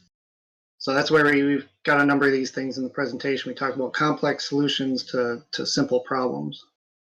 You know, a game might have you know, a pretty simple layout. You know, there's some stuff in the middle, and each of the players will have some cards and maybe, you know, some tokens in front of them, or whatever, right? Every game's a little different, but the size you need your table changes based on what the game is, right? Some games might only have a few cards and don't take up a lot of space, and therefore we wanted to have a small table so you get a more close and personal kind of feel in that 3D environment. But other games end up with a lot of stuff and a lot of space required, especially when you get a whole bunch of players. And we probably all encountered scenarios where we want to play a board game at home, and we've got too many people, or it doesn't quite fit on the table, and so you try and figure out where you can play it. But the solution we came up with was essentially every game we end up defining the area for a common area, right? The middle part of the game, the thing that's going to be in the middle of the table. And then we define a bunch of areas for the player's area. And then what our application does is when it kind of instantiates that game, right? When you get together and you're now going to play that game, it sets up all those areas, right? One for each person, and it dynamically kind of moves them around to figure out a best fit or a smallest fit on the table. And that sizes the table, and it puts everything together that way. So if you're only doing a single game, laying out a table is pretty easy, right? You lay it out once with however much stuff you want, then you're done. But when you want to do that in a platform kind of mentality, you need to come up with mechanisms that scale and they're dynamic and they can be tweaked per game. And I think we've got a little video here that kind of shows it in action, kind of behind the scenes. You'll see it instantiate some of the different components, and it starts moving them around, and it bump them in and out to kind of find that best fit. So that's just one example of the thing you're gonna have to deal with right away, and you get into it and go, oh yeah, we have to figure this out. Yeah. So the nice thing about this is that we since we put this in, we really haven't had to think about laying out games. It doesn't matter if I've got 2 players, 7 players, 5 players, a large central thing, or a medium, right? It all works out. So this is nice. We don't think about this anymore, but that comes back to building that platform piece. These are the kind of things we have to do. Well, we don't think about it until we run into a problematic game. So yeah, we got one from Fight in the Box called Hedgehog Hop that some of you may be familiar with. Yeah, thanks, Seppi. Yeah, thank you very much, Seppi. That game, that common area, the part in the middle, it keeps changing size in very strange dance mob floor kind of fashion. And so we're actually looking at potentially needing to resize our table in the middle of a game, which kind of breaks a little bit of that illusion of stability and reality. But that's probably what we need to do for that kind of game. Games that have a dynamic shape are a little bit more challenging, so there's more work to be done there. But that's all Seppi's fault. So yeah. So the second problem that I guess I want to chat about is just kind of anytime you get into a multiplayer gaming setup or scenario, if you build it right, they'll try and game the systems, right? So there's lots of different ways. This that photo on the right there is from Counter-Strike. Basically, the way it works, it has to send you, the client, all the information about where everyone's at, so that you can properly, or I should say, the client can properly render what it's seeing and say, oh nope, you can't see that. But the problem is they've sent you the information already, and so if you're clever and you write a bunch of these fancy things to look at what's going on in various memory and things like that, you can see exactly where everyone's at. You can take it a step further and say, by the way, every time I hit every time I fire my weapon, I'm shooting for the head, right? So you do all these kind of crazy things. And there's people that spent, better parts of, their time is trying to game the system than actually play it. So, so when you're looking at these systems, right? If you're playing a single player game, again, back to why, multiplayer platforms or just multiplayer in general ends up making things more complicated to do, and what should have been an easy thing, right? If I'm a single player game, it's all there. It doesn't matter if you want to game the system yourself, that's fine, right? And you may or may not try and stop that, but at the end of the day, it really doesn't matter. It's all in one system. But as soon as you start doing multiplayer, you kind of have 2 options, right? You have client authoritative and server authoritative. So client authoritative is just that the client actually tells the server what it did. I actually am really good at this game, and every time I pull the trigger, it's a headshot. And I just knew that person was coming around the corner, right? That's the kind of stuff you can do with client authoritative, because you have to trust the clients. But from a server authoritative, it's and it's tough with games like this, right? There's just too much going on. But a better option for trying to stop cheating is a server authoritative. The server tells all the clients what's happening, and then the clients have to render or somehow display that. So again, we'll just take a really simple problem of, I'm going to roll some dice. So on a single player game, I crack open Unity, I roll some dice using the physics engine. I use some fancy math to figure out what face ended up showing. I then record that result, and the game carries on. Pretty straightforward, pretty easy to do. Now let's talk about multiplayer games. So if I'm going to do client authoritative, there's a couple of options. So same kind of thing, physics engine on the main authoritative client. I roll some dice. I then use the same fancy math and go, there we go, there it is. So now that's great for the client who rolled the dice, but what happens to all the other folks or all the other clients? So you have a couple options. I could just say, Joey rolled a 4, right? I don't show you anything. I can basically try and mimic things from the authoritative one. I can send you rotation and all this other stuff, and I'm basically kind of streaming the effects. That can be difficult too. And we're doing all this because the physics engine inside of Unity specifically is not deterministic. It's non-deterministic, meaning I can take a die, put it at the exact same space in the world, give it a force, give it a rotation, and let it go, and I'm not guaranteed to get the same result every time I do that. And obviously, if I rolled a 4 and you showed it rolling a 3, that's going to raise some issues.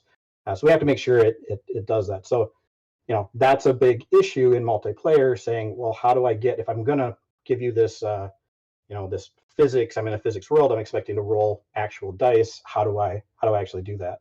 Again, if the client can do it, then I can still send you, I got a 6. Of course I got a 6. Every time I roll, I get a 6. So again, that's one of the issues. So what the last one is kind of that server authoritative.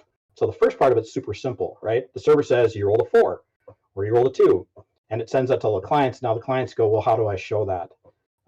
So you've got a bunch of challenges there. Again, how do I make sure that all the clients show the same result in a 3D space? How do I make it look natural?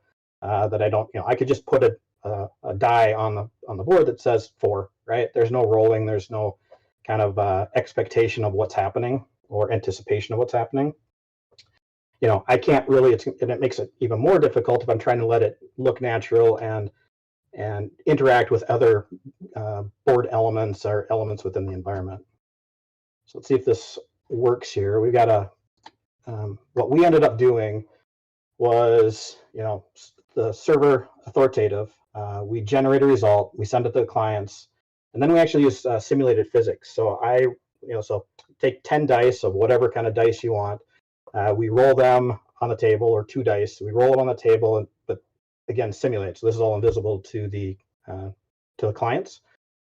We then record what all those faces landed on, and we compare that to the result we want. And we basically go and rotate and manipulate the dice so that the face that we want is the one that started in that position.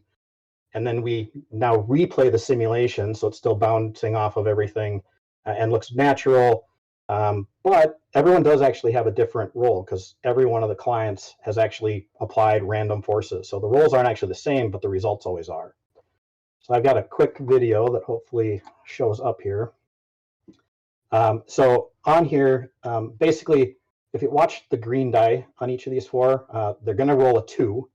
But you'll notice that none of them are really doing the same thing. Even though it's 4 clients, this is a simultaneous thing that recorded all 4 at once. Let's see if I can get this going.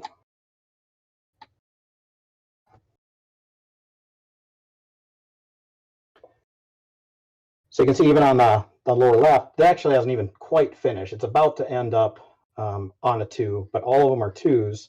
But now if you look at the blue dice, that happened to also be a 2, and it's finished. But you can see in the upper right, the blue die is not even in scene, right? It's off somewhere else. So again, we did random random forces to all this stuff, but again, it's a deterministic outcome, basically just because we're doing this simulated physics.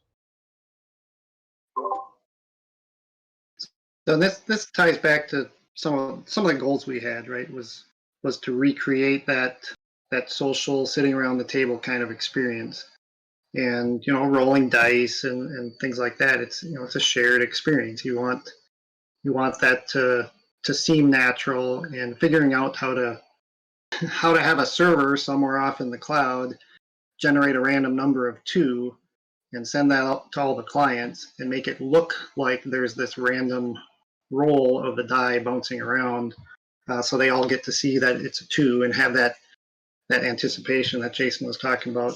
That was important to us. Yeah, and the other thing that was brought up inside of the chat, and that's very true. The other option is you build your own physics engine. That's not something we were looking to do, or use something else. So yeah, that's absolutely another option. But yeah, multiplayer just makes it more complicated. Yep. So some of the other things we get into was the dynamic content, and Jason touched on this before. not wanting or it's just not realistic to put a whole library of games into one download for a user. So figuring out how to kind of distribute these individual games as needed, on demand or dynamically, was pretty important. So we end up with a client that needs to be generic, right, and support kind of all those features and functions from our pyramid. The multiplayer and the social and the platform pieces, but be able to have that dynamic content in the middle, right? Be able to slot in a dynamic game as we need it. And so there's a variety of technical challenges behind that. Some of them related to the restrictions on app stores. Like for Apple, you have to have ahead of time compilation. So we can't have like so we're using Unity, and we can't really code our games in C# because you can't load C# code dynamically in a ahead of time compilation kind of environment. Which made us start looking at interpreted languages and scripting languages like JavaScript or Lua, and we ended up using JavaScript. That's our game scripting engine. And you see on the next slide here, we've got the graph on the bottom. You've got your typical Unity client over on the left, but we write the game logic for the different games we have is written in JavaScript.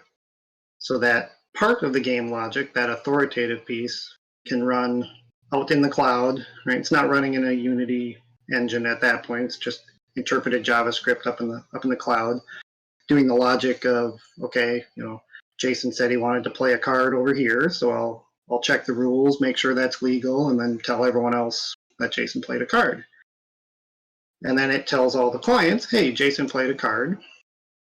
And that JavaScript piece that runs in the client can interpret that. And then we have that little bridge layer. And that's how we kind of restrict and define what sorts of things the game code, that JavaScript code, is allowed to do. Right, so it can do things like it can move that card around, it can make glowing outlines on them, it can trigger those dice rolls and things like that. But that bridge layer is a pretty important piece, and again, a fair amount of technical hurdles around that. So if anyone's, for all of these things, if anyone's interested in more details later on, feel free to ping us, especially if you're running into these sorts of scenarios or issues. But that was another challenge for us. So we got the kind of the segue. We had a whole bunch of, we talked early on that we wanted to make sure that you could play with what you have, right? And a big part of playing what you have is most of you either have, well, I would say all of you have either an Android or an iOS powered phone on you, because 99.9% of the world population does.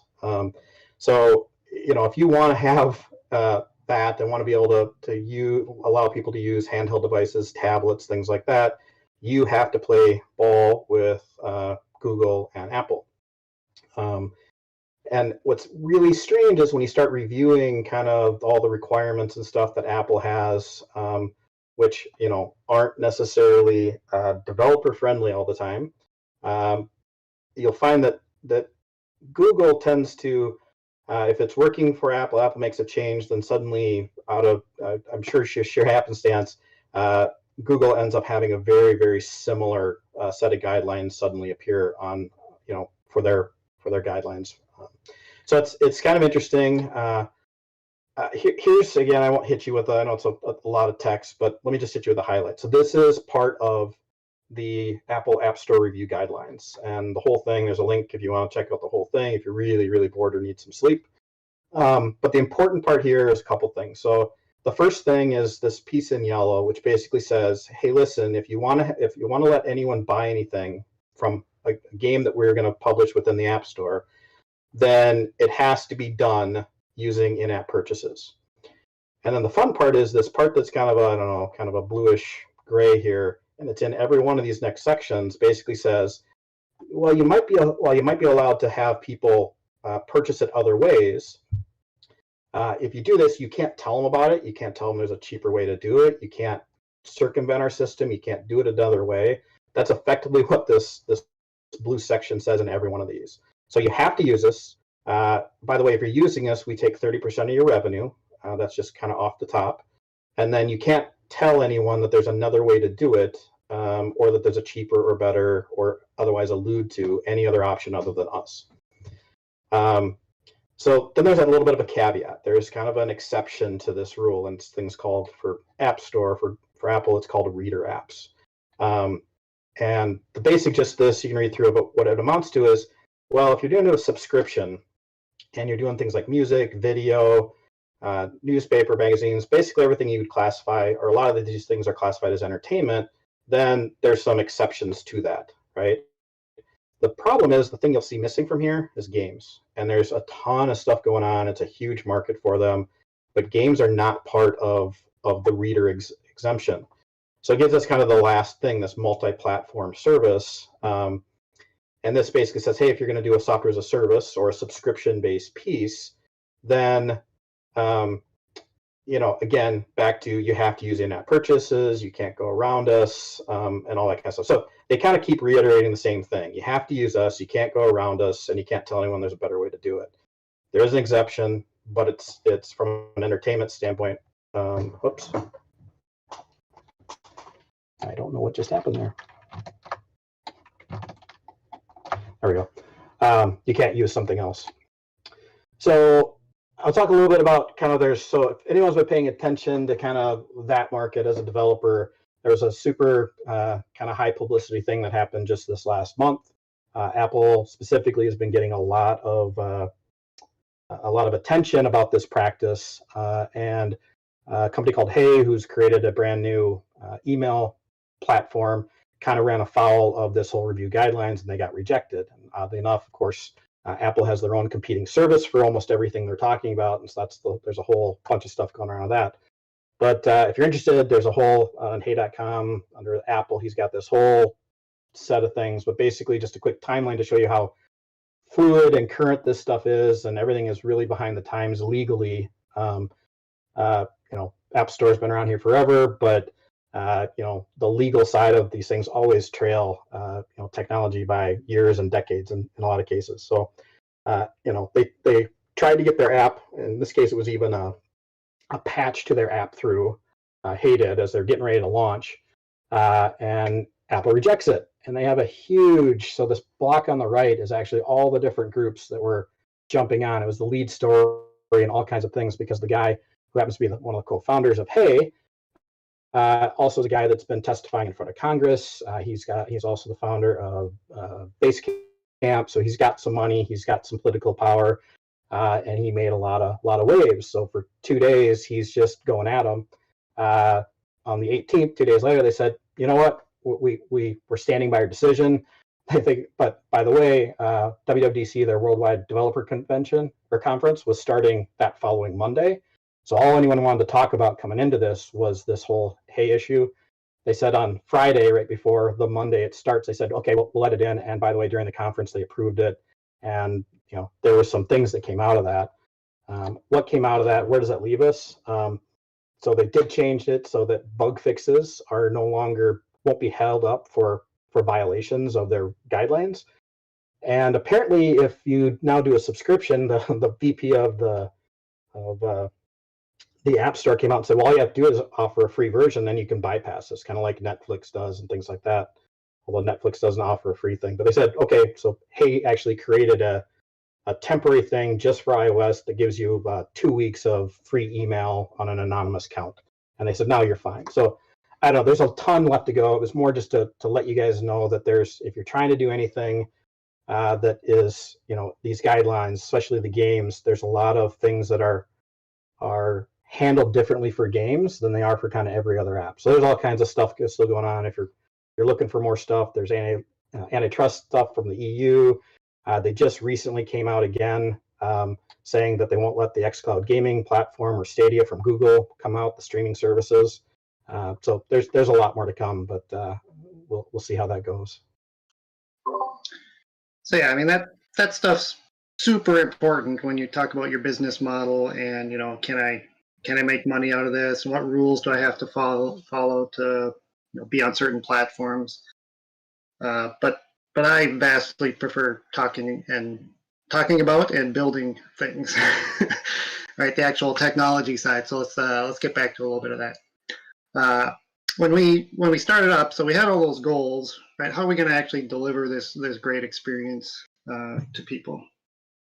And you kind of always have this build versus buy option, right? Do I want to create some things, create stuff myself, or are there solutions out there I can already use?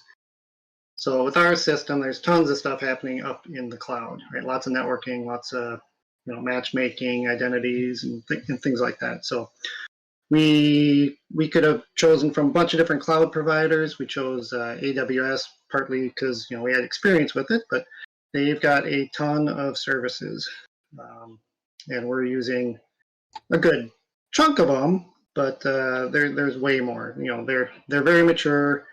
Lots of good benefits there. A couple of the downsides, just anyone who's looking into this, you'll hear you could have potential cloud lock-in, right? If we're using AWS for a particular feature or function, it might be harder for us to stop using AWS later on when we decide there's a better way to do it, or they cost too much, right? Pricing starts going up as you use more and more. But there's that lock-in of we already coded to AWS. So this slide here just shows a glimpse of a whole bunch of the different services we're using.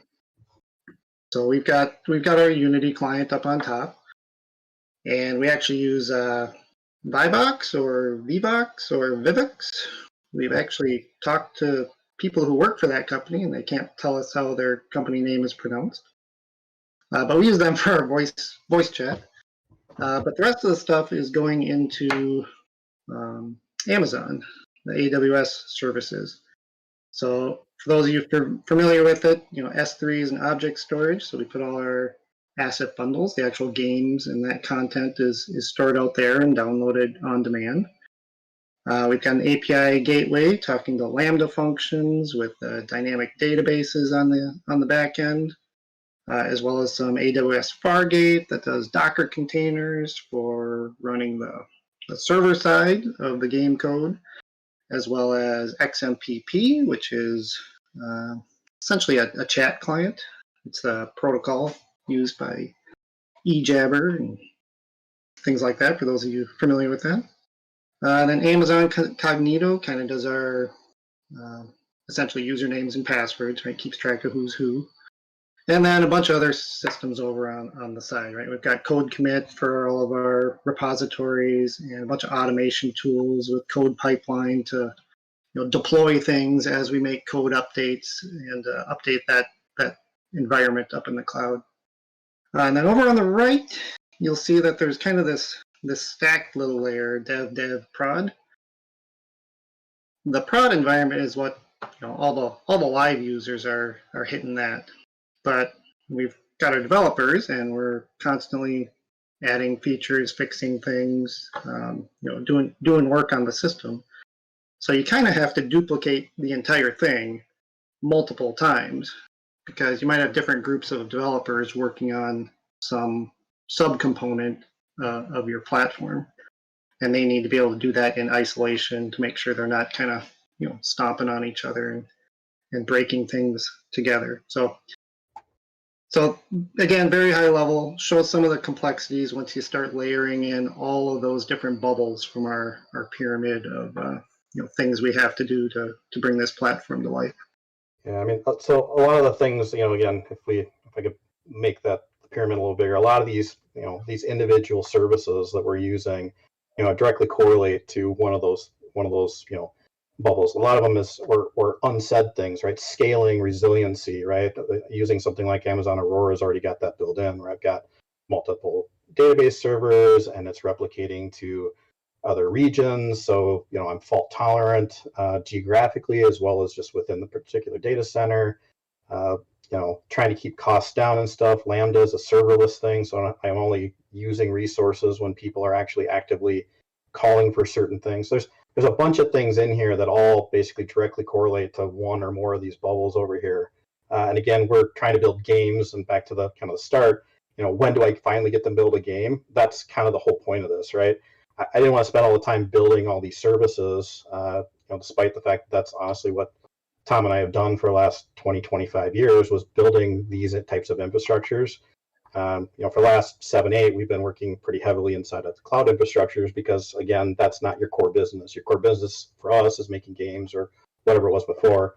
So we're letting people that their core business is building out infrastructures and providing these services and trying to leverage that. Obviously, from a startup cost and all that kind of stuff, we could never replicate something like that, with our resources right out of the box. So we did finally get to make some games. We are fortunate that Minneapolis is a super awesome place to be doing this. There are so many large, established, and super helpful folks right here in town. Fight in a Box, Adam's Apple Games, Atlas. Those are all local, but there's other large ones here in town. So this is a really nice place to have started doing all this stuff. But we've been fortunate. We've gotten the current games. We've got out. Some you've heard of, some you don't. Maybe not. Sushi Go Party is probably the most well-known one. Like I said, Seppi's Hedgehog Hop. Adam's Apple Games. We've got a couple from him.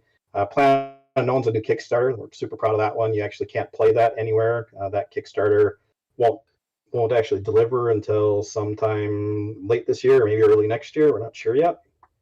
We got more stuff coming up. I don't know if you guys are familiar with Forbidden Desert, and Wizard Kittens is another one. Again, we're trying to fill out kind of different things. And we have some, your classic games that are out there, things like chess and hearts, and we'll keep adding to that as well. So it's been fun that we finally got to start making some games that we spent, Tom and I have been at this. We started about 3.5 years ago and went through the whole gambit of we looked at Lumberyard, we looked at Unity, we looked at Unreal, and kind of realized real early that we liked the ecosystem from a Unity standpoint and assets and asset store and all that kind of stuff. But yeah, so things are finally moving for us. We actually Gen Con is normally a 70,000+ person convention that happens every year. Basically, the last day or two of July and the first couple of days of August is the typical time frame. So that just happened here 2 weeks ago, except obviously not. It's no longer Gen Con. It was Gen Con online. But we were able to play. We have hosted about 55 events, played about 175 to 200 games on the platform over those 4 days. So super excited. Kind of still working. We are still firmly in beta, but here's Sushi Go Party, Planet Unknown. Hedgehog Hop is in the upper right there, and again, it can keep going, and that's where it shoves that person off. I don't know what it does when it hits the person, but they can keep going. So again, a number of other games. Atlas down in the right corner, Never Bring a Knife. That's from Atlas Games, is also here in town. So, kind of to wrap things up. Happy to show. I know last month, I think, we had a bunch of people come over and check out the platform. We're always looking for people to come over, give us opinions. Obviously, this group is fantastic for that. You guys get kind of the backside of this and how difficult some of this stuff is and the complexity, and have really good ideas on solutions, and don't just tell us all the problems, which is awesome. But if you just want to hang out with us, that's awesome too. We've been running kind of Tuesday, Friday game nights, 6 to 8. You're welcome to come over. All you have to do is basically you download the app, which is down on the links in the bottom there, and it's also on the next page. Sign up. It's free. You can play games, show up, do that. But at the end of the day, if anyone's interested, we're always looking for people to help test, give us ideas, and just provide feedback. And again, this group is specifically, they tend to have lots of solutions along with telling us what's wrong. So super happy to entertain and help anyone get on the platform who's interested in it. So And that'll kind of wrap it up for us. Kind of a whirlwind tour. There's all our fun information, but again, big thanks, and we're happy to obviously take questions. Everyone's welcome to show up. Afterwards, we can actually stay on Discord if anyone's wanting to check it out and stay around. So otherwise, we can just open up for questions.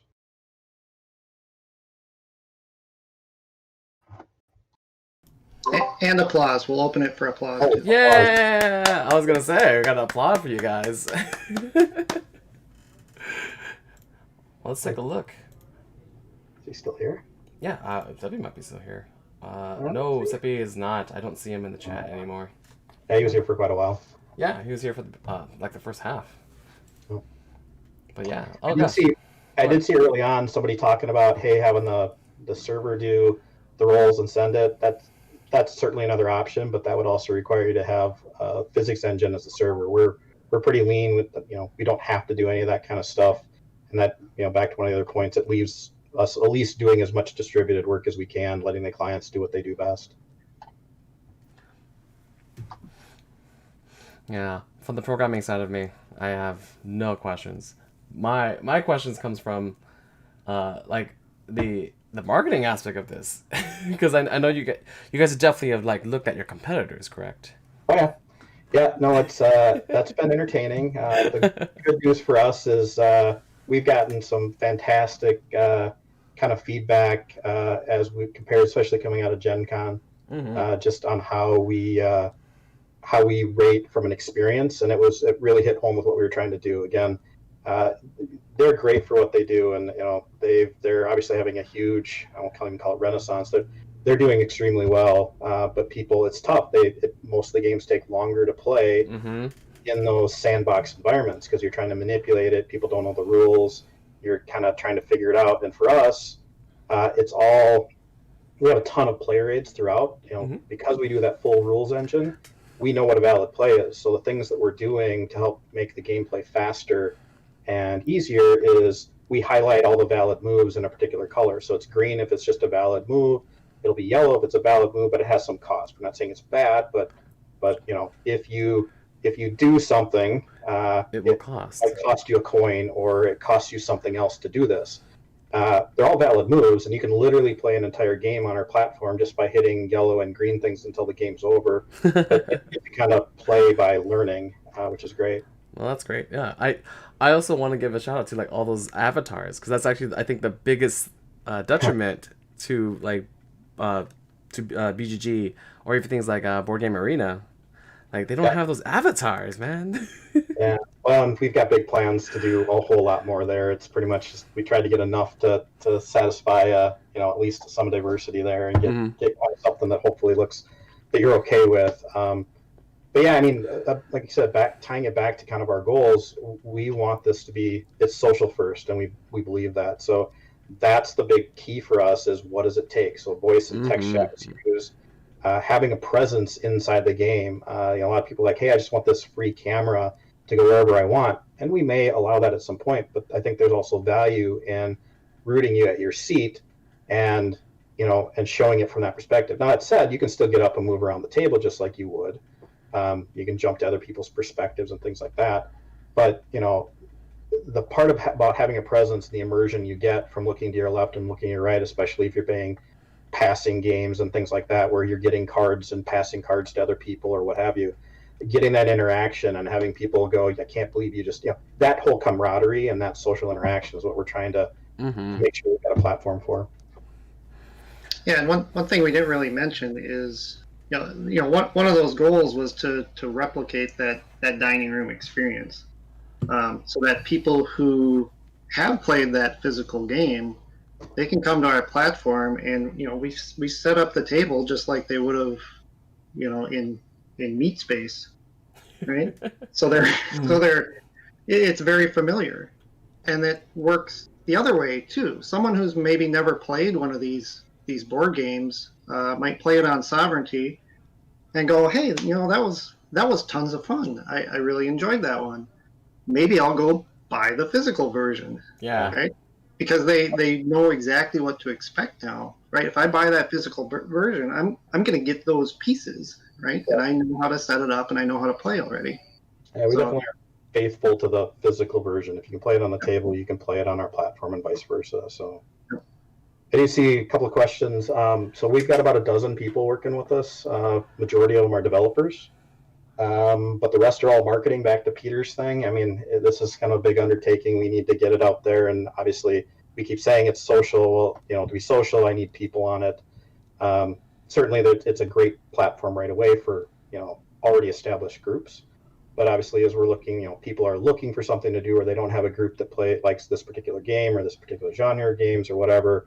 You know, we definitely want to foster that. So yeah, about a dozen folks, and then yeah, website and support. Again, part of that group, they kind of the marketing group also is community manager.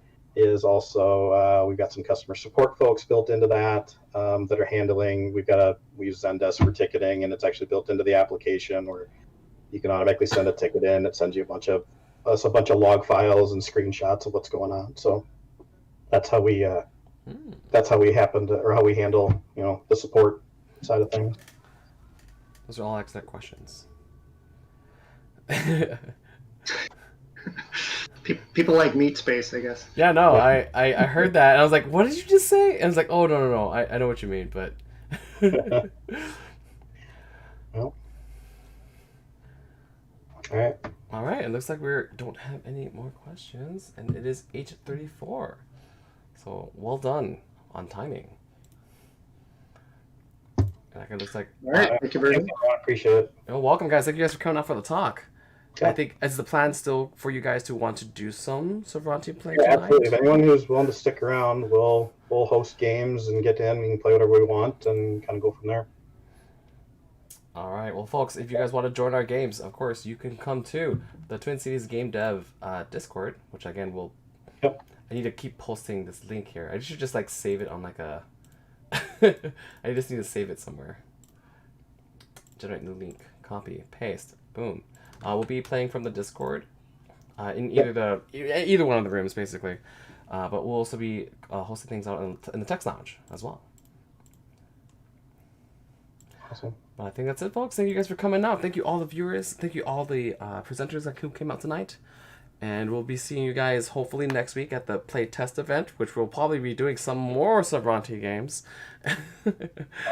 And then the Wednesday after that, it's gonna be the VR oh gosh, I can't think of it right now. But the VR meetup, and then the Saturday after that, it's going to be 2DCon Online, which is going to be, again, Friday the 28th to Sunday the 30th. There we go. Applause. And we will hit it with an outro. I don't have an outro, though. Do we have an outro? I don't have an outro. I think that's it. Let's go with this. And this changes to a goodbye. Or ending soon. Here we go. Yes, there we go. I do have a button. VR HDI. That's what it is. I was like, I'm blanking on it. Okay, we're done, folks. We'll see you guys in the Discord. Have a good night.